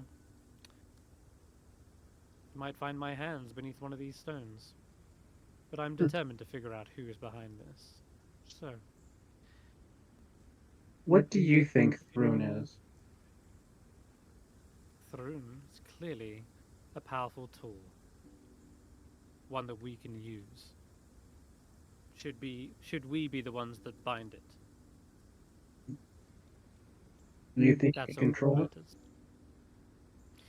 According to the inscriptions, the one who speaks the word has control. And then it's something about keeping its hunger sated. Doesn't sound too difficult. I've bound other creatures. I remember them. Very well then. I'm just word of caution. Even though I know you're far more experienced than I am, hubris only gets you so far.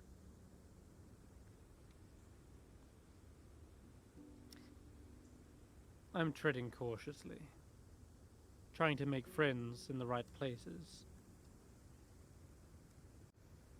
And I see great things from your friends. They may not see things the same way we do.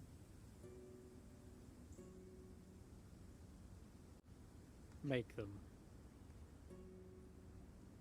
With that, you see Avarice turns around, lifts up her icy staff, and taps it against the stone. She says, "Come on, Skelm." And the crow, or the raven, flaps its wings and flies off into the distance there. She goes back into hiding. We'll jump back to the others now, who've been resting in the Dugan's Hole. Is there anything else you want to do here before we set off back to Goodmead? Or are we good to go? I'm good. I don't know about anybody else.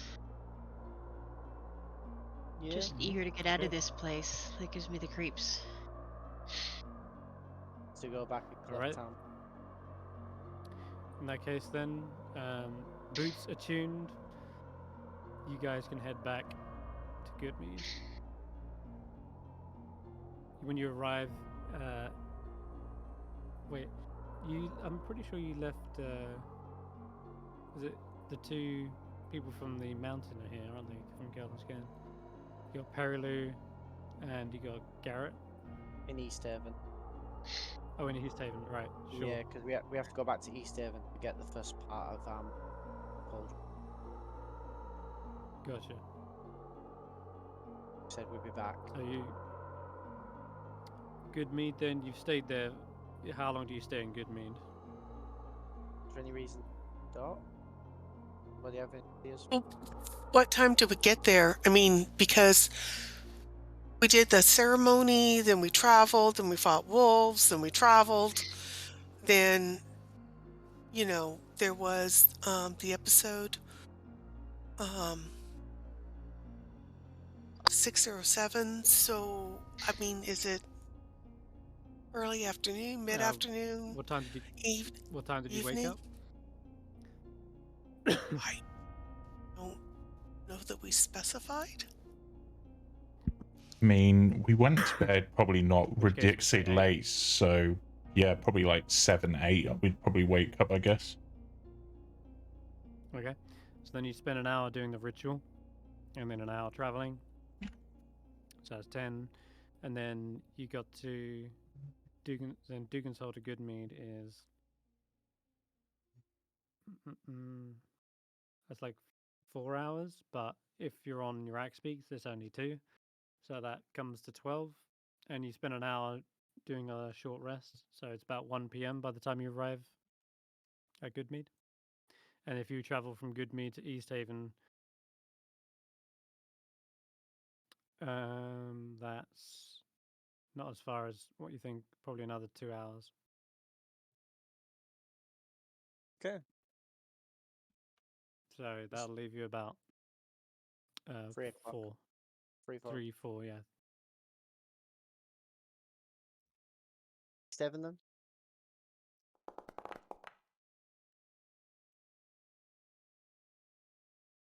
Yep, all right. Go on straight on to East Haven then. You arrive, no problems. Think I should roll some. Let's have a look. Let's check the weather real quick. 9. Oh shit. Yeah, it's a heavy snow. All right, I will ask for a frost check from everyone then. A frost save, though. It too. It's kind of like middle of the day. It's actually when the sun is barely giving off some dim light. I think everyone's smashing these frost saves now. You fought back the cold with gold. Yeah. Yeah, I didn't think so. You guys are not having any issues now. Fully laden with furs and blubber, or magical boots that stave off the cold. Yeah, you're hardly feeling it now. You feel. Was that a 19? Yeah. I think for the first time, you guys feel acclimated to the weather. Even though it's heavy snow and you know without this gear you'd be freezing to death. For the first time, you perhaps forget that you are in a hostile environment. And you arrive at East Haven with little to no effort at all. Perfect. All right. Back to East Haven then.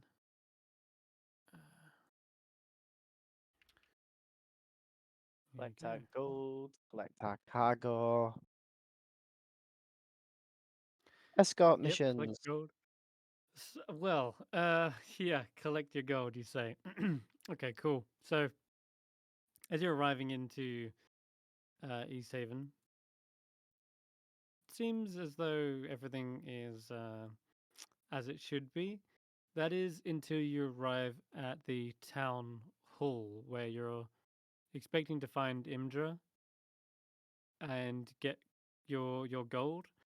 Except the place is crawling with guards, and there is chatter amongst them, concerned chatter, like, "Are you all right? Are you okay?" And they're like, "Yes, yeah, I'm okay. I wasn't there."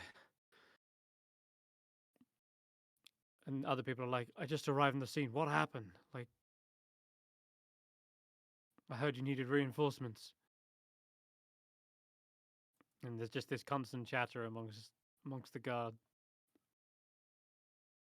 and they're all surrounding the town hall. What is going on? Can we get in to see Imdra? Like, is it possible to even get close to her? To ask her? Or ask one of the guards. Indra We ask the is nearest guard. yeah, yeah. They say Indra's inside. No, she's badly wounded. Look, Right. there was an attack here last night on the town hall,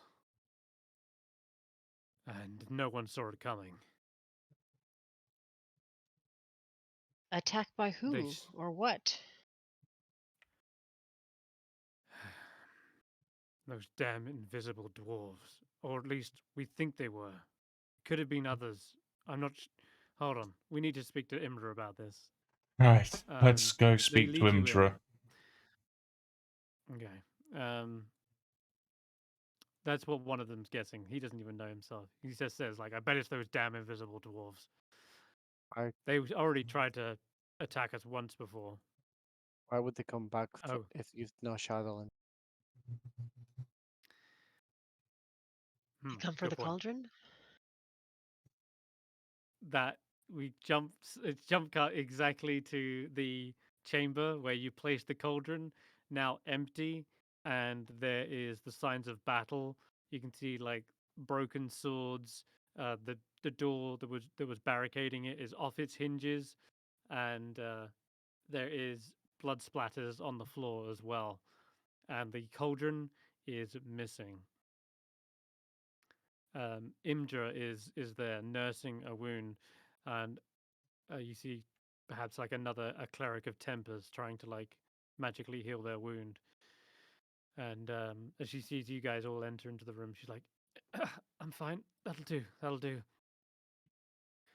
What Icewind happened here? Trekkers. I'm sorry.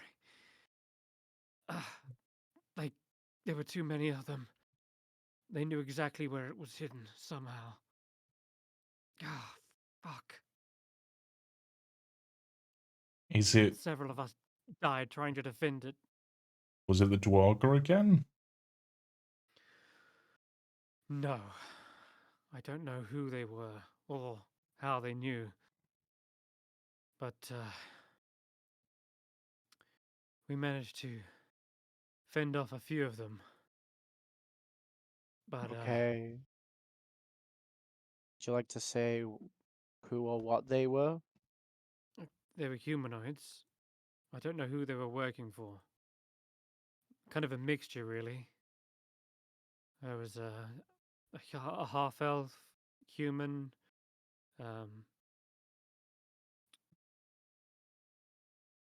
there's just a whole mix of them. Not really a one force in particular I can say for certain But who they were. but they overwhelmed you with numbers? Yes. Well, it didn't go down in a one-on-one fight exactly. I was taken hostage. Huh. Also, they may have had someone on the inside. I Well, that have would a explain how they knew about it. clerk. I have a clerk who's gone missing, and I doubt they took them hostage. Her name is Prudence Tarkwald. She owns a small cottage here in East Haven. Hmm. And, well, she was directly under me, effectively my assistant. And now, she and the cauldron are missing. Can only imagine that she's the one who passed on the information. Might be worth checking out her home, see if there's any clues there. We've Maybe already searched the place. We've turned it upside down. The only thing we found was some small cages. And there seemed to be droppings in them of a small animal of some sort. There was a little what are they called? Like a perch inside. If you're able to identify the animal's droppings, then maybe we can figure that out. I might be able to.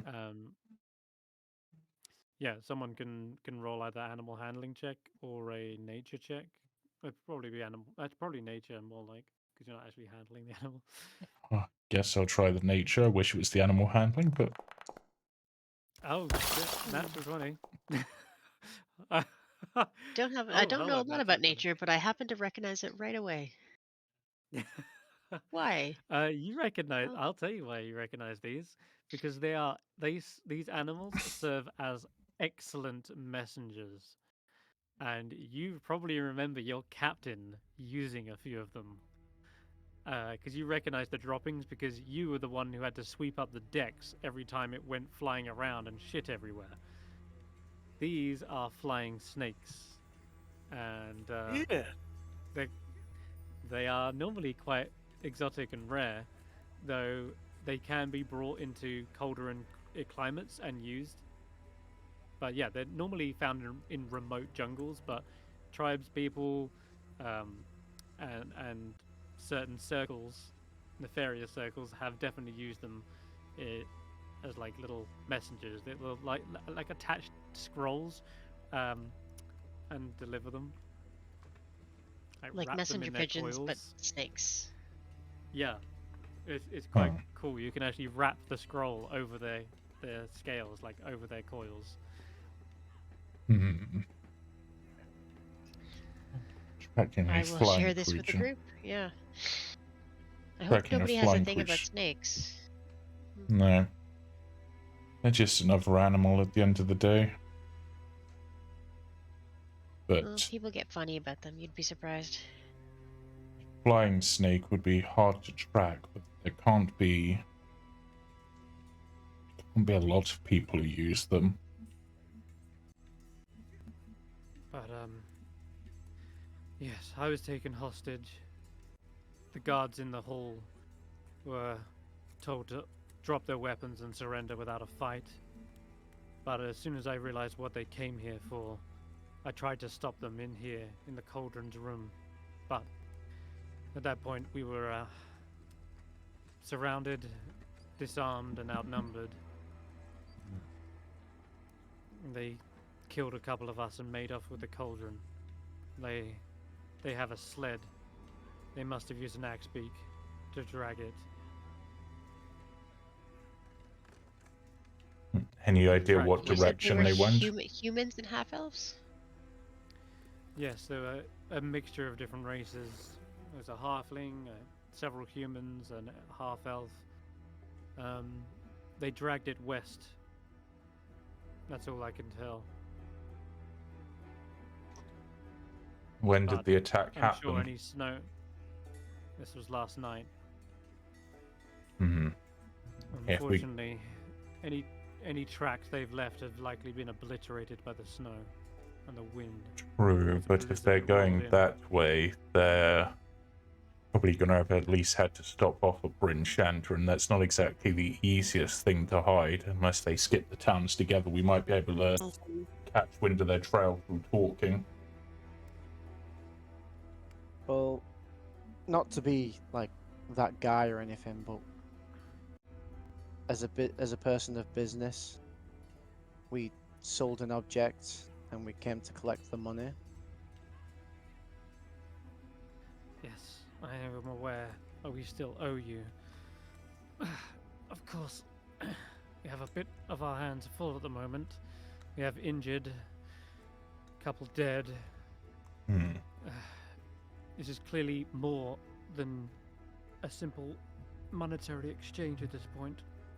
There are those Yes. desperate for this thing, and now word's gotten out. It looks as though the neighboring towns are doing perhaps anything in their power to get their hands on it.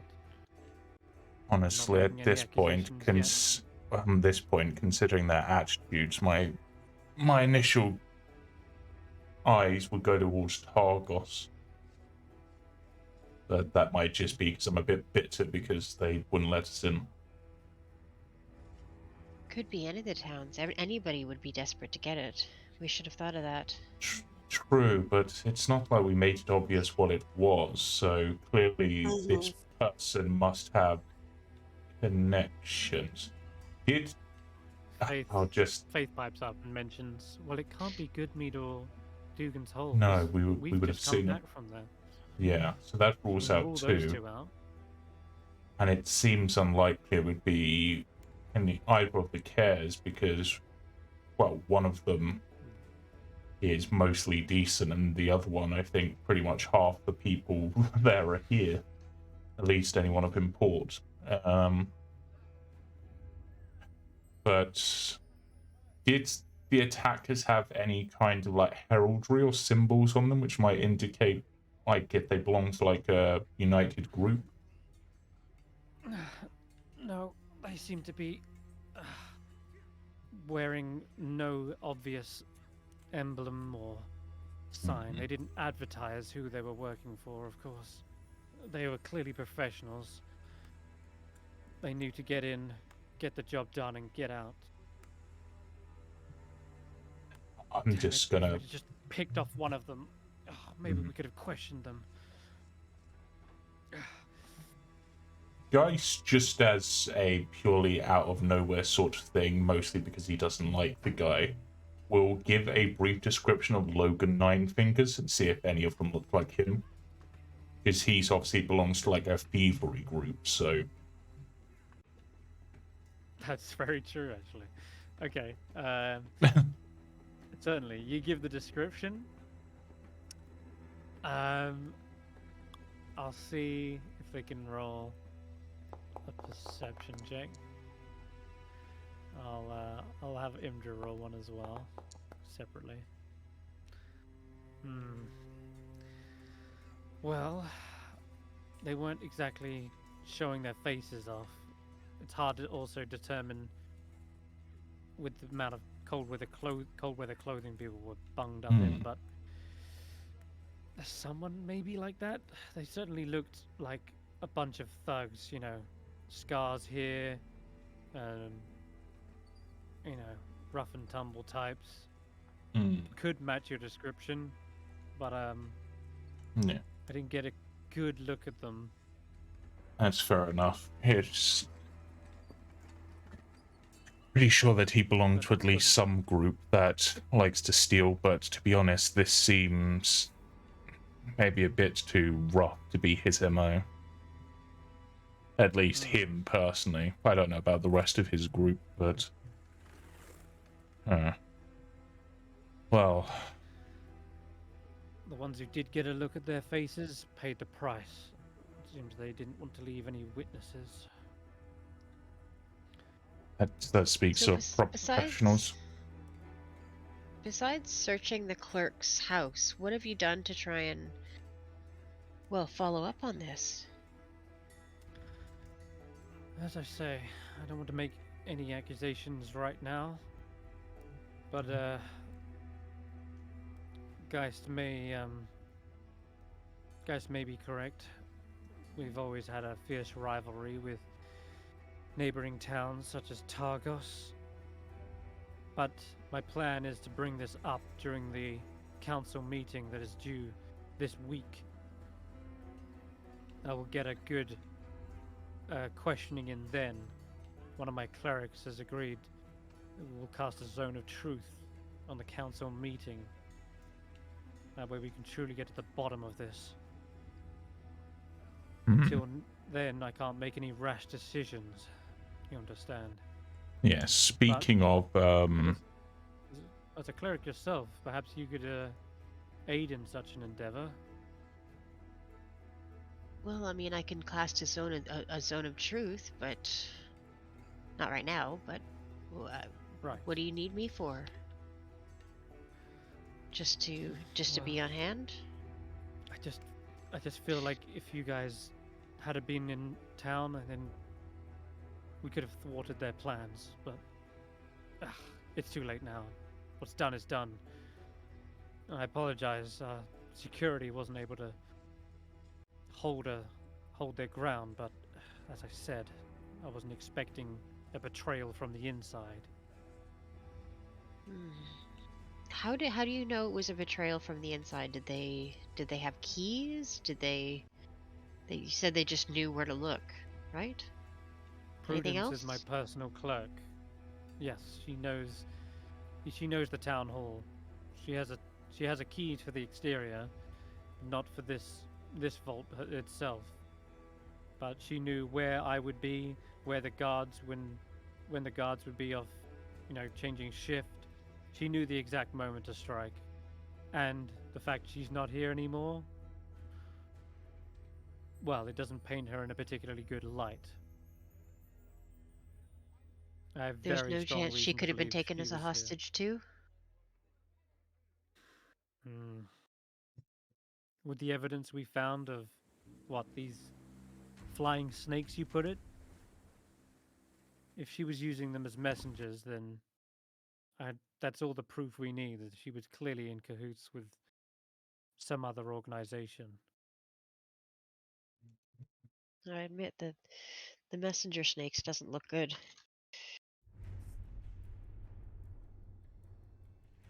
Not that I have any fish in the game here. I just, you know, don't want us to be chasing up the wrong tree, you know?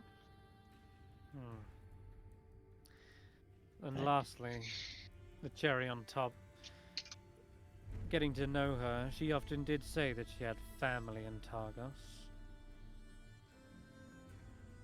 In Targo specifically.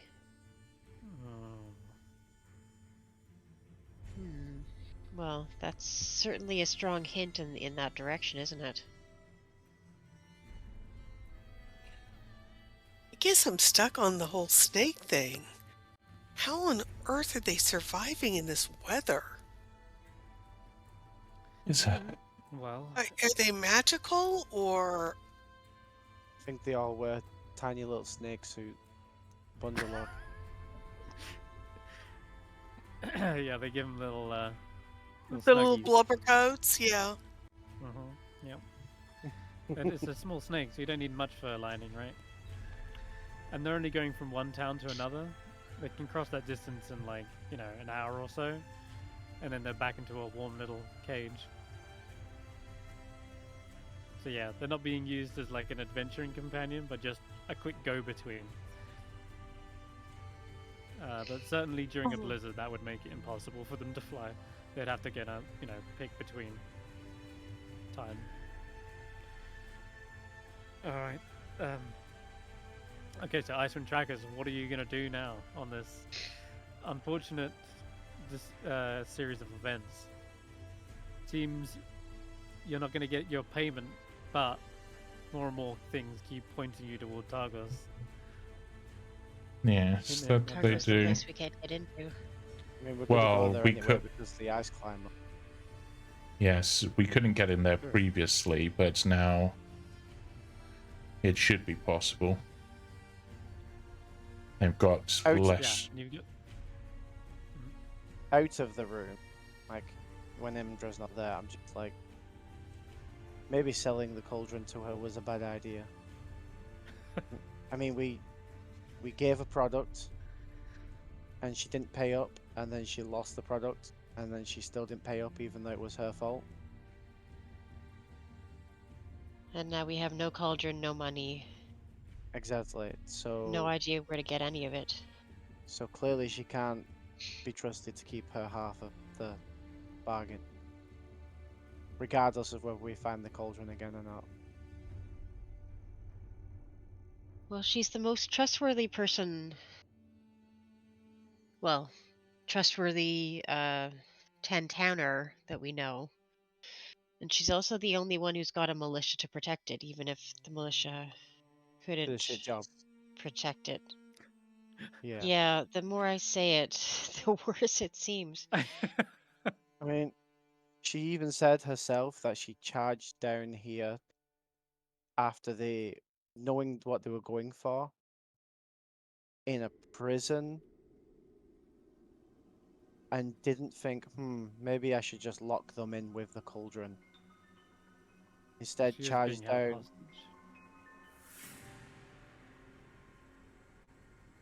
I thought she was let go by that point. No, she tried to. She tried to make a break and turn on them, but it cost the lives of 2 men. But any one of the guards could have thought, yeah, I'll just lock them down there. Hmm. Sometimes sacrifice is needed, but it seems, yeah, the people as guards here are not up to being guards. They clearly need a lot more training.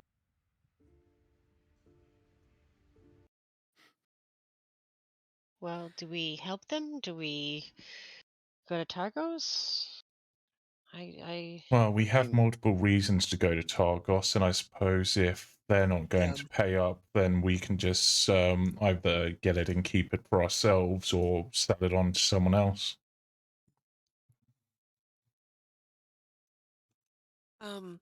As harsh as that might sound.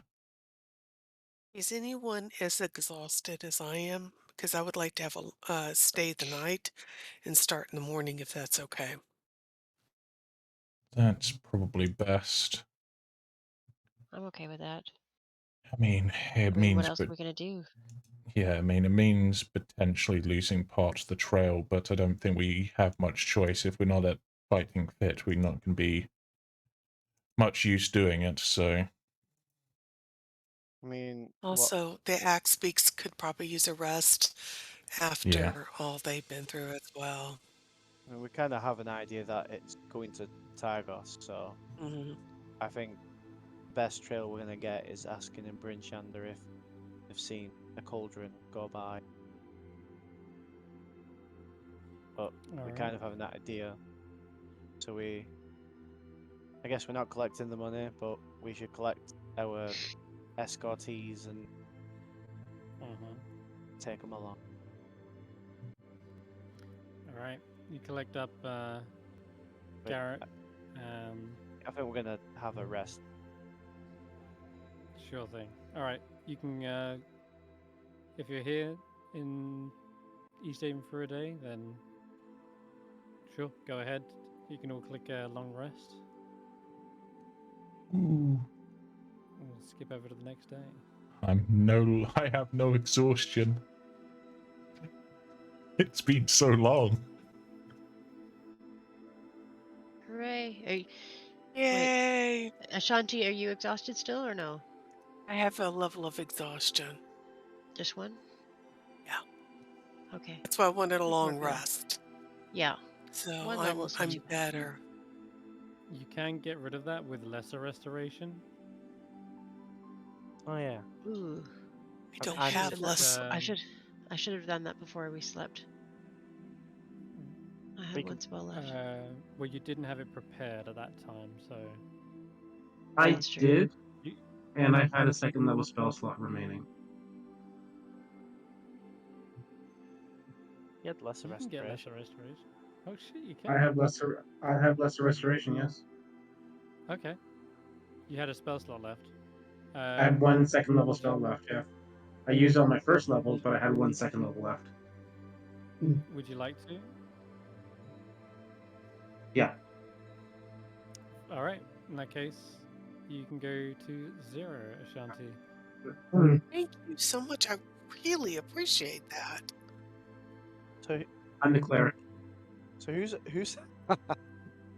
at any exhaustion now other than me? I have like one left. But is anybody I else have 4. exhausted? You have 4? Holy crap! Why didn't you do this on yourself? No, you don't. Yes. It I only am works if surrounded. you've only got one level of I exhaustion, know. right? He's got 4. He's joking. He hasn't got any. Wow. Oh dear. But Barry's That'd be got the rough if you boots. did. Oh no, Geist has the boots. I was gonna say. Yes. Okay. Okay then. We'll head back. East Haven to Bryn Shander. Again, not a bad trip. We'll just hand wave the travel if you're going there. What would the weather be like? The more the more the weather moves on, the better for us. We're in bad territory right now. 10? Oh Please. god. That's the worst. Oh lord. Never mind. Looks like I'm not hand waving. Looks like I'm not hand waving shit. East Haven to Brinshan is going to be the worst travel of your life, unless, Thanks, of Barry. course, you decide to go back inside and go screw this. But I will tell you now, outside, as soon as you begin to like don your outfits and get your axe beaks out of the stables, you see it is pelting down with chunks of ice that crash into the thatched roofs. You see people like running for cover inside. I'm good with staying another day. You can all spend a day sharpening weapons and I feel like grooming the axe beaks, and I feel like we should be able to manage. We're pretty good. We're pretty well protected.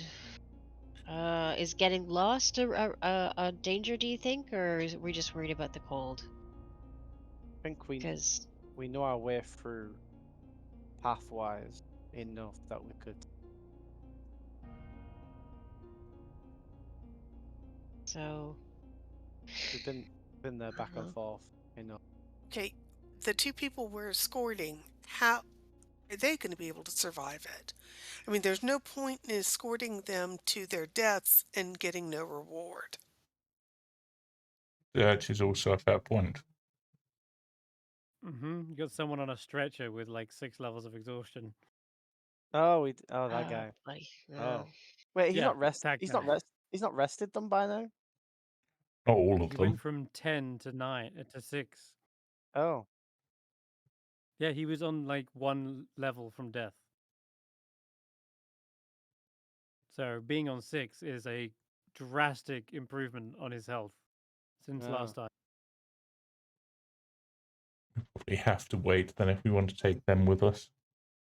Yeah, it's hopefully just one day or half a day. Hopefully we can wait just a few. I mean, it's morning.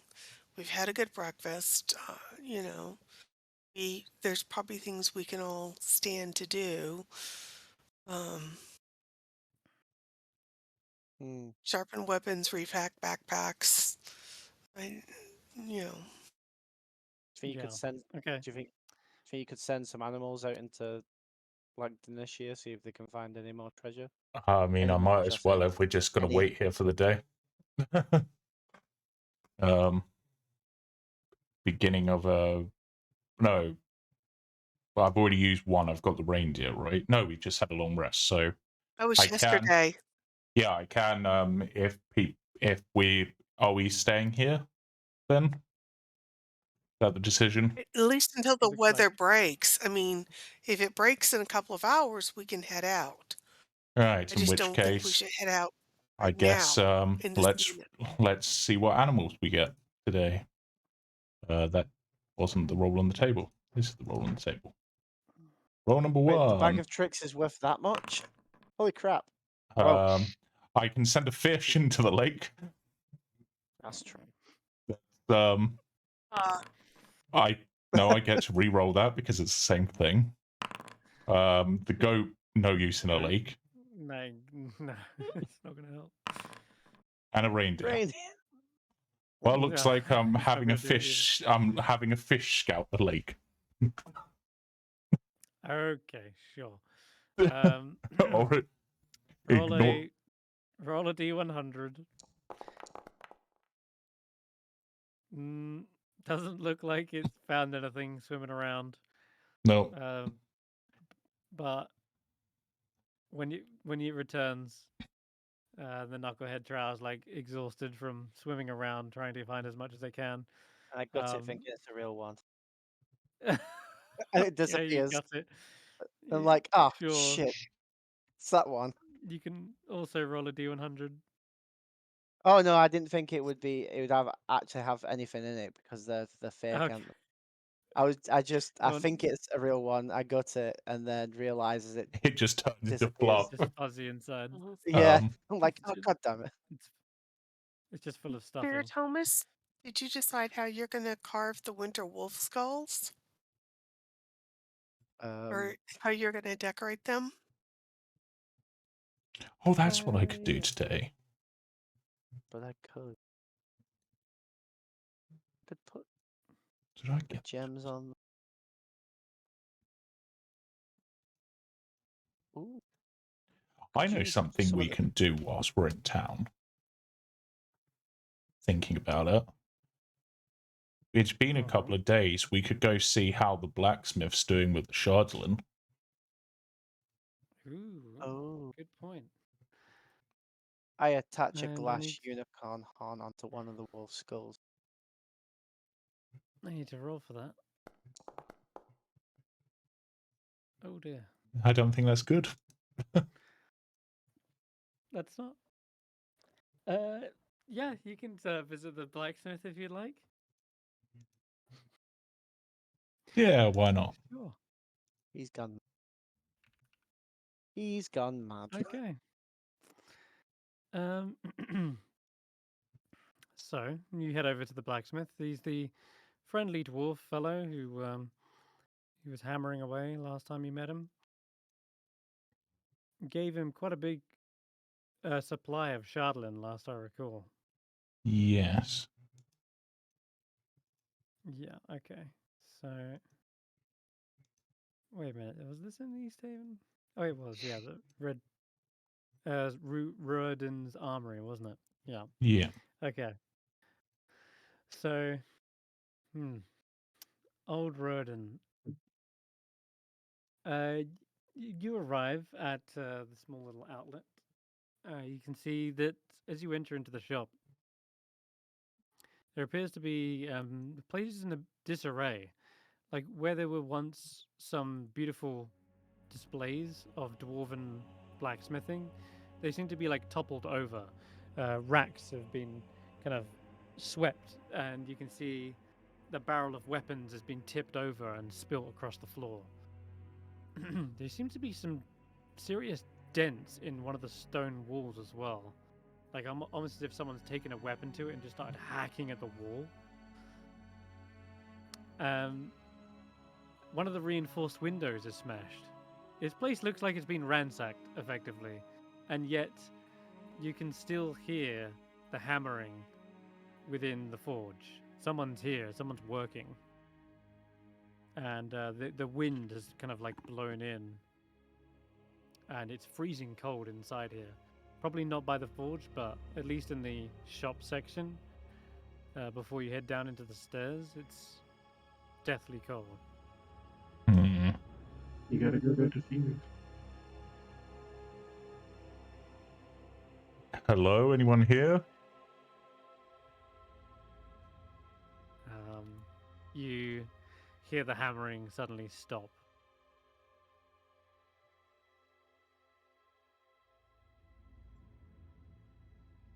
No, that's it's us. We've come to see if you made any progress with what we gave you.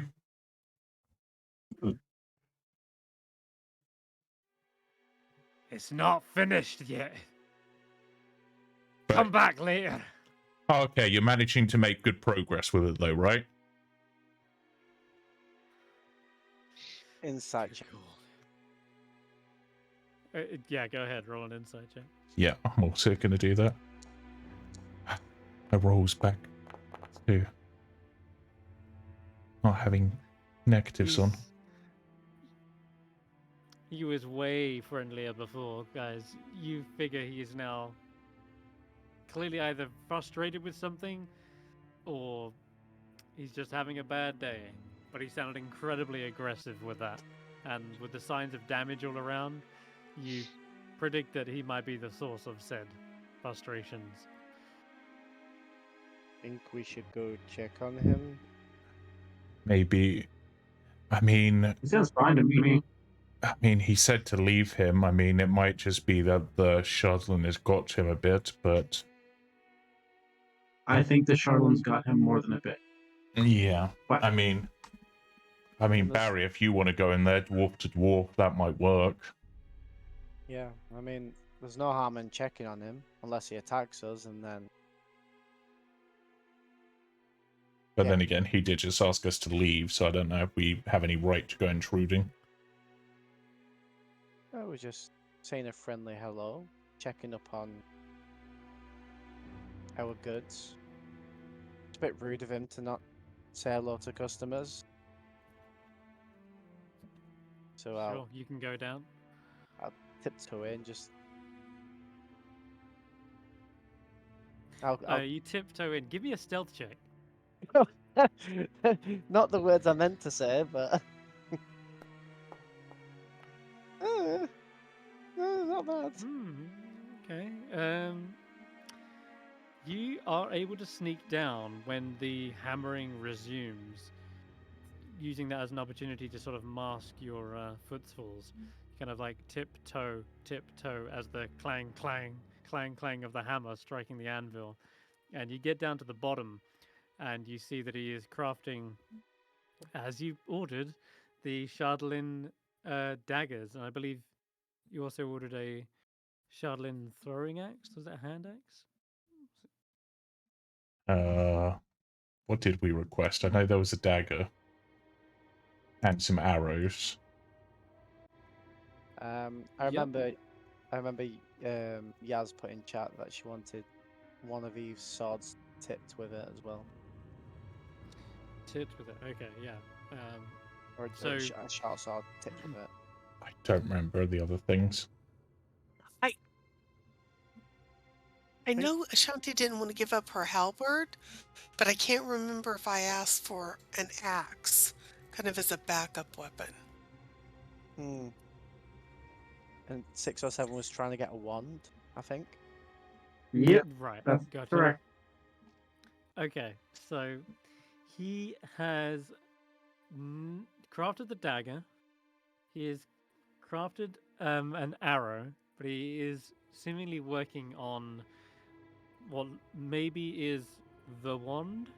But he's hammering away regardless, and he's got something gripped in a pair of tongs, and you see he's got this grimace on his face. His eyes are wide. He's just looking at it with an intense glare. You see this vein like sticking out on top of his forehead, and yeah, he's still like topless. You can see the sweat running down his body. He's like sweating profusely whilst next to the forge. Either he's working really hard, or this fire is swelteringly hot. But what really disturbs you is when you hear his voice, like through his gritted teeth, saying, "It's too hot. It's too hot. It's too hot. God, cold, take me. Cold, hot." I am gonna give my position away here, but I'm going to cast Calm Emotions on him. Okay. Oh, the manacles, thank you. Okay, Oh, calm emotion. yeah, man. Let me check here. On a point you choose, make a charisma save. Alright, charisma save it is. Oh, come on. Has he got 16. negative charisma? No, he doesn't have any positives or negatives, I don't think. Let me check.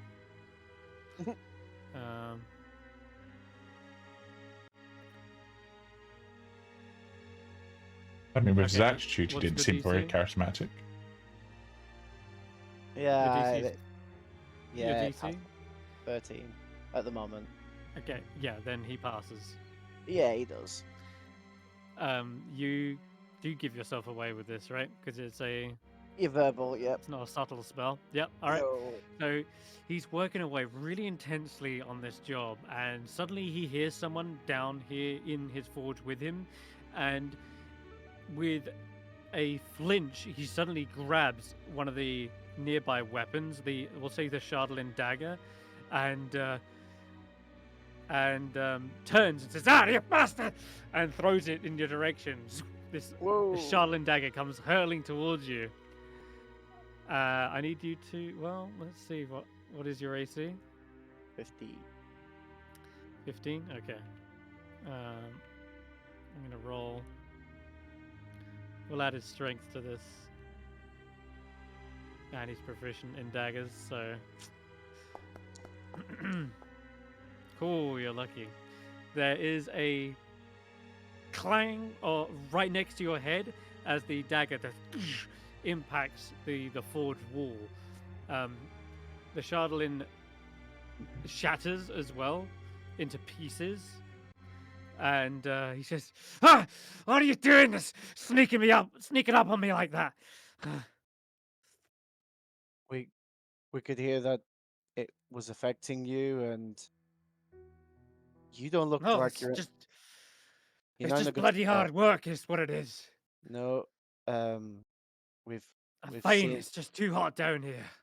we've seen this He before. wipes the sweat away from his brow. For fuck's sake, that's hours of work just wasted. And he looks at the shards, and he like aggressively clenches the pieces and cuts himself in his hand. Ah! You chucked the dagger. You could have just said words. You tried to cast a spell on me, didn't you? Yes, I was What's trying your game here, eh? to calm you down. Hey, look, I'll even do it again, and I cast calm emotions the second time. No. He backs away from you, saying no. As he, are you trying really? Are you really trying? He backs away, which means it gives me another opportunity to try it. So yeah, He backs away to grab a axe from his nearby barrel. Are you actually casting it again? yeah, This yeah, is rough if you do, because if he fails, if he fails, then maybe there's a chance. If he succeeds, then you're in a rough spot because he's reaching for a weapon. Yeah, I'm gonna go for it. All right, you Come got on. it, Chief. I'm trying. You, There we go. Okay. lucky. You're so lucky. He grabs one of the nearby battle axes. This time, he isn't just startled by your presence. He means to actually attack you. And suddenly, as he reaches for it, his grip suddenly loosens from that white knuckle to just sort of. His breathing slows and steadies. See, it's all okay. I'm not trying to harm you. I just wanted to calm you down. Seems affecting you more than you think. You're complaining it's too hot, but someone who works in your sort of profession, I would think, can usually keep up with the heat. Just, I've been working all day. That's probably what it was. Just, yeah, I think I'll turn in for the day. Yeah, might be best. Are you sure you want to carry on working on this? Because I think they did tell you about the last person we saw holding the. They didn't come out in a good way. No, it's just bloody tough material to work with this. But I've pledged that I would get this done. You're a paying customer. I can't let you down. Have we paid yet? Did we pay yet? Don't know You if we will paid. be. Well, yeah. I mean, don't do it at. You'll pay all right. Don't what? Gonna get some air. I mean, part Yeah, of the don't. He payment comes was up him into being the able to freezing work cold. with the Shardlin in the first place because he wanted to work with it. So Yeah, Yeah, don't do. it's true. Don't That do was the this at a discount. the risk of your health. He gets up to the shop front. You all see him, sweating, topless dwarf, and he steps out into the freezing cold where snow just sort of falls down onto his body. Actually, it's a sleet storm out there. He just sits out there for a few minutes, like that's better. Nice, refreshing breeze. To anyone else, that's madness to go out in this weather. yeah, And guys then is just like, after 60 seconds, he starts attacking us again. Oh, is I it don't know. after 60 seconds, you say? It only lasts a minute. All right. Well, in that case, are you guys sticking around? He's just no. outside in the moment. I down. wanted to actually go to the shop across the road, which had like magic items and stuff. You got it. Okay. I don't know about anyone whilst he's else. chilling out.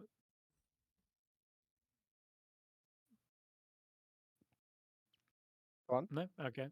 We'll cross over to the street then. As Ruden chills out for a moment, you cross over to Pomab's Emporium, I believe. Yep. This is Something like full that. of different potions, if I recall. Yes, which is actually the exact reason why I wanted to come in here. So, hello again. How goes progress on the Cragcat pelt? Realize I can't afford yes, it yet, but I just thought I'd ask about it, see how it's going. Progress is going well. I've not had many other customers, so I've had more time to dedicate to this. And I've been working diligently every day. But Excellent. there's only so much work I can do each day. It seems as though the magic is quite delicate. That is fair. Well, I did. I came in here just for more than that. I'm glad you're making progress. I recently was investigating the a Remoraz hole. Remoraz, yes. And creatures, I hear. Yes, and I found this strange white residue. I was wondering if you could help me identify it. or Certainly. or evaluate it, I suppose. He looks it over and immediately identifies it. This is a peculiar substance. I believe this is known as. 1 second. He lifts up a tome from his shelf.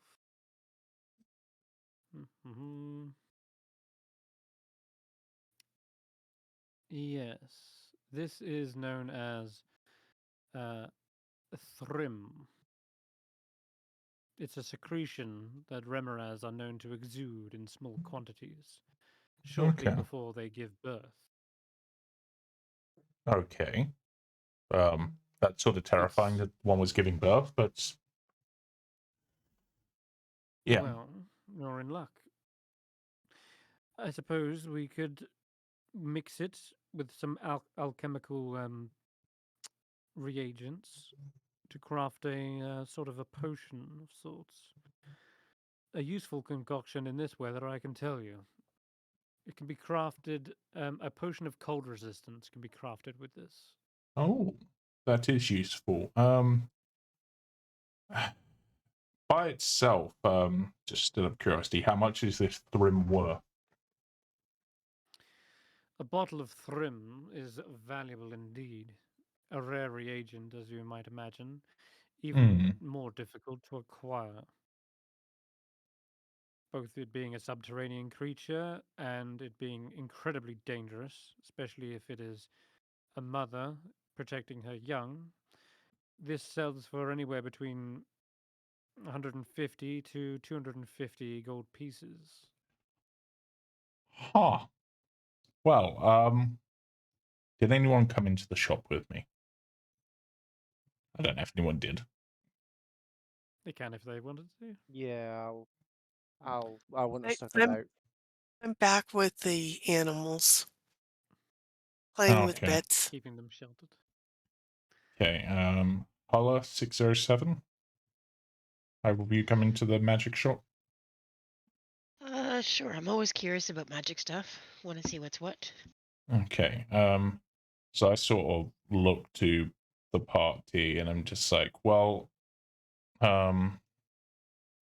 this stuff's pretty valuable, but it could also be crafted into something that could be useful. I mean, how much would it cost to, and how long would it take to craft it into a potion? I suppose is a good question.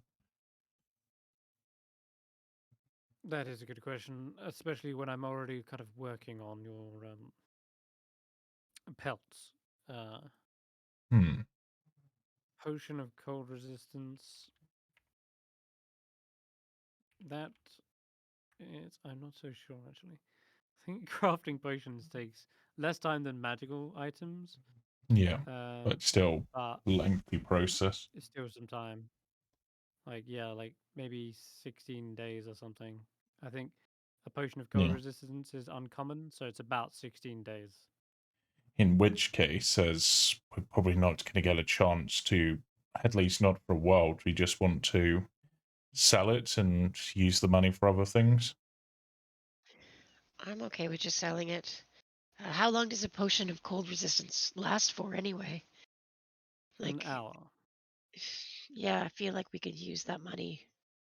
Right. More than, Okay, then I look to Barritomus. Do you want to handle the negotiations for the sale? And you're better at that than I am.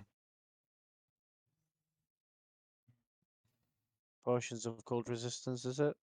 No, we've got a No, just we've got some Thrym to sell, which is worth between 150 and 250 gold. Hell's a Thrym?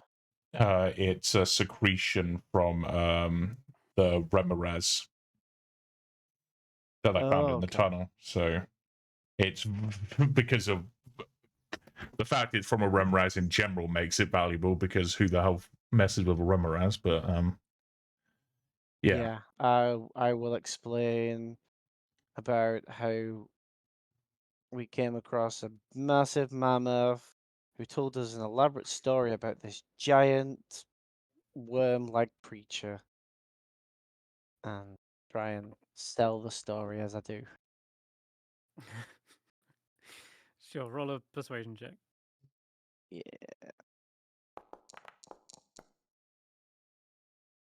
Alright.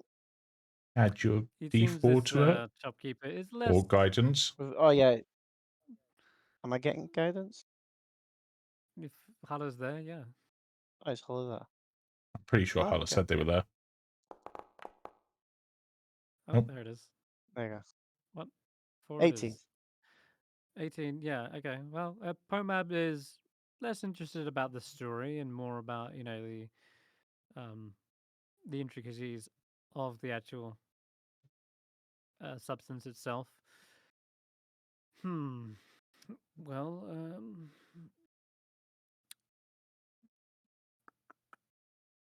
it's a lot of gold.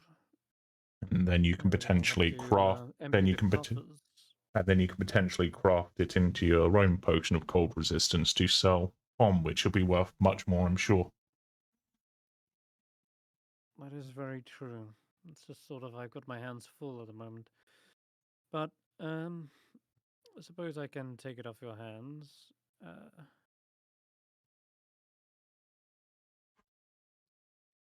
What about 225 gold pieces?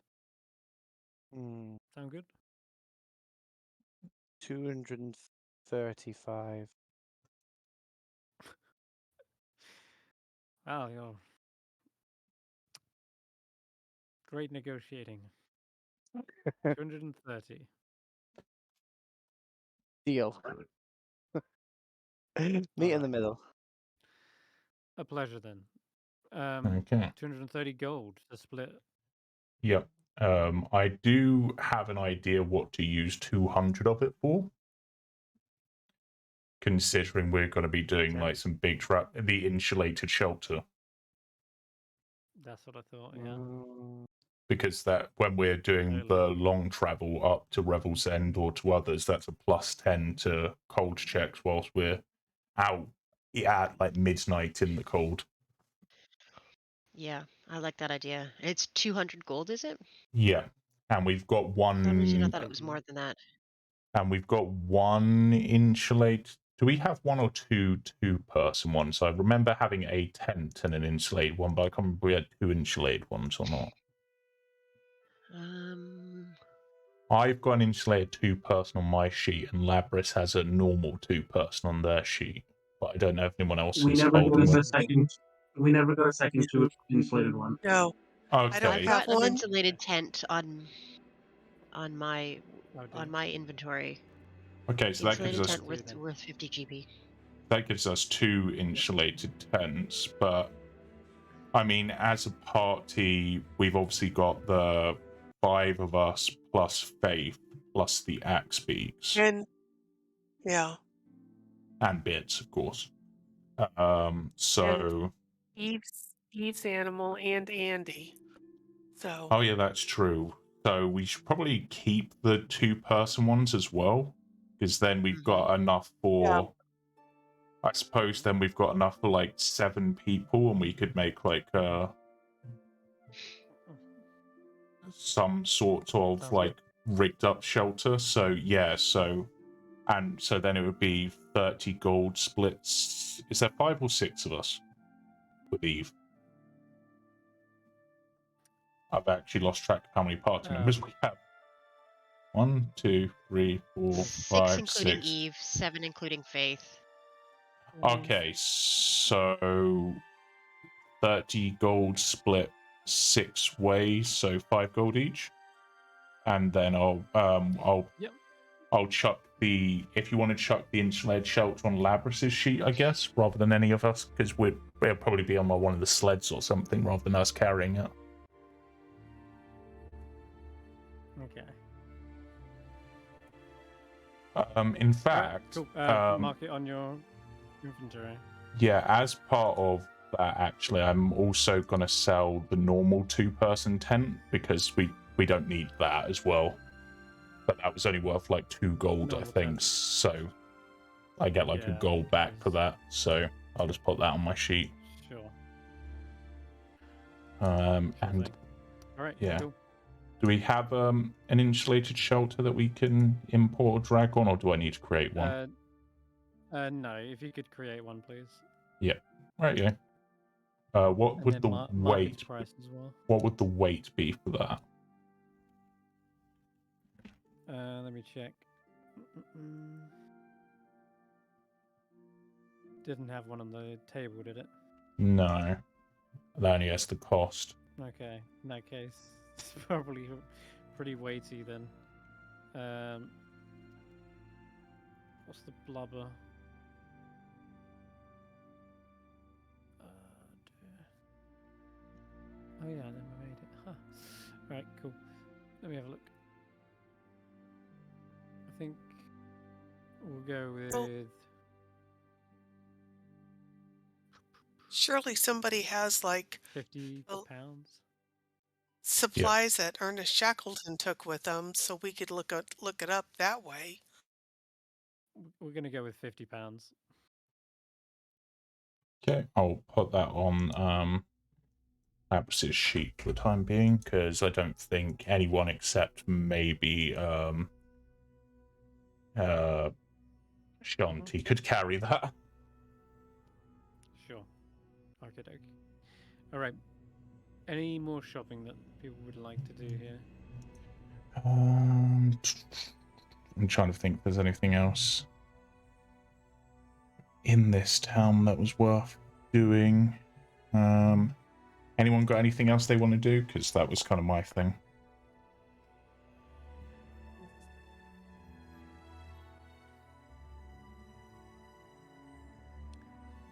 No. No? Okay, good. Ashanti played with bits and took care of the axe beaks and sharpened her weapons. After hearing about the people of East Haven turning on each other again, 607 is more strongly contemplating summoning Throne, whatever that is. Okay. Yeah.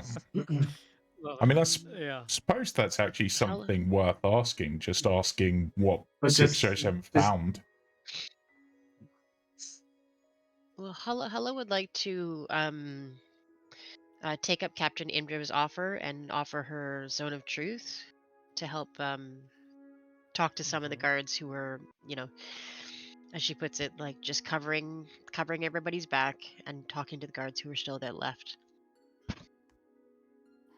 Asking if they knew Okay. anything, if they saw anything suspicious, A couple of the guards, in fact, most of the guards here you discover are pretty trustworthy. They give an accurate description of the events. Not all of them were present, but they tell you that they had nothing to do with it or weren't involved. The ones who do have a story to tell match what Imdra described about her being taken hostage. They had to surrender their weapons. The only people who would maybe be incriminated are nowhere to be found. Like, they're not here anymore. That being their clerk Prudence. And without having them here to Zone of Truth, yeah, you can't make any concrete proof. Yeah. But fair enough. but no, everyone who is present agrees to go through the process of the Zone of Truth and agrees to like fail the save basically, and you gather everything they said is true. Yeah, okay. Well, that's just good police work. That's Mm. making Yeah. sure that everyone's stories line up. Yeah. Even if the main You just suspect is root away. out. Yeah, you've kind of cracked down and rooted out maybe potentially any other spies that may be still lingering, and you've pretty much confirmed and are much more confident that now everyone here is at least trustworthy. All right. The travel to Brinshanda, I rolled the weather, and you're not going to believe this. It's pretty bad. So, from East Haven to Brinshanda, it takes normally about 7.5 hours. on axe peaks, that's cut down to like 3.25. But it is during the last hour and a quarter that the snow goes from heavy snow straight back to sleet storm. So we will play that out next week because I imagine there is going to be a bit of either a skill challenge or encounter during said sleet storm, and that's going to be out on the open tundra. And yeah, I couldn't have rolled worse. I rolled a 2, so it was heavy snow for 2 hours, and then I rolled a 9 straight back to sleet storm. It was like, good lord, the weather has turned foul. So I think what we'll do is we'll end here just so that we have everyone present for that. Because I think I am going to finally, for the first time, roll a random encounter and actually throw one at you. Because it's never fun to just throw an encounter when it's lightly snowing. I think it's about time you get something in the middle of the tundra whilst it's in a sleet storm. God knows what's out there, though. But I'm going to roll it. We'll find out next week. Yeah, we will. But yeah, thank you guys for playing. And yeah, finally get to the bottom of what's going on here in Targos. All the fingers are pointing towards it. Yeah. All right. Bye for now. I'm going to sign off the stream if anyone wants to say anything, but just bye-bye for now. Yep. Bye for now. We'll see what Thrune does next week.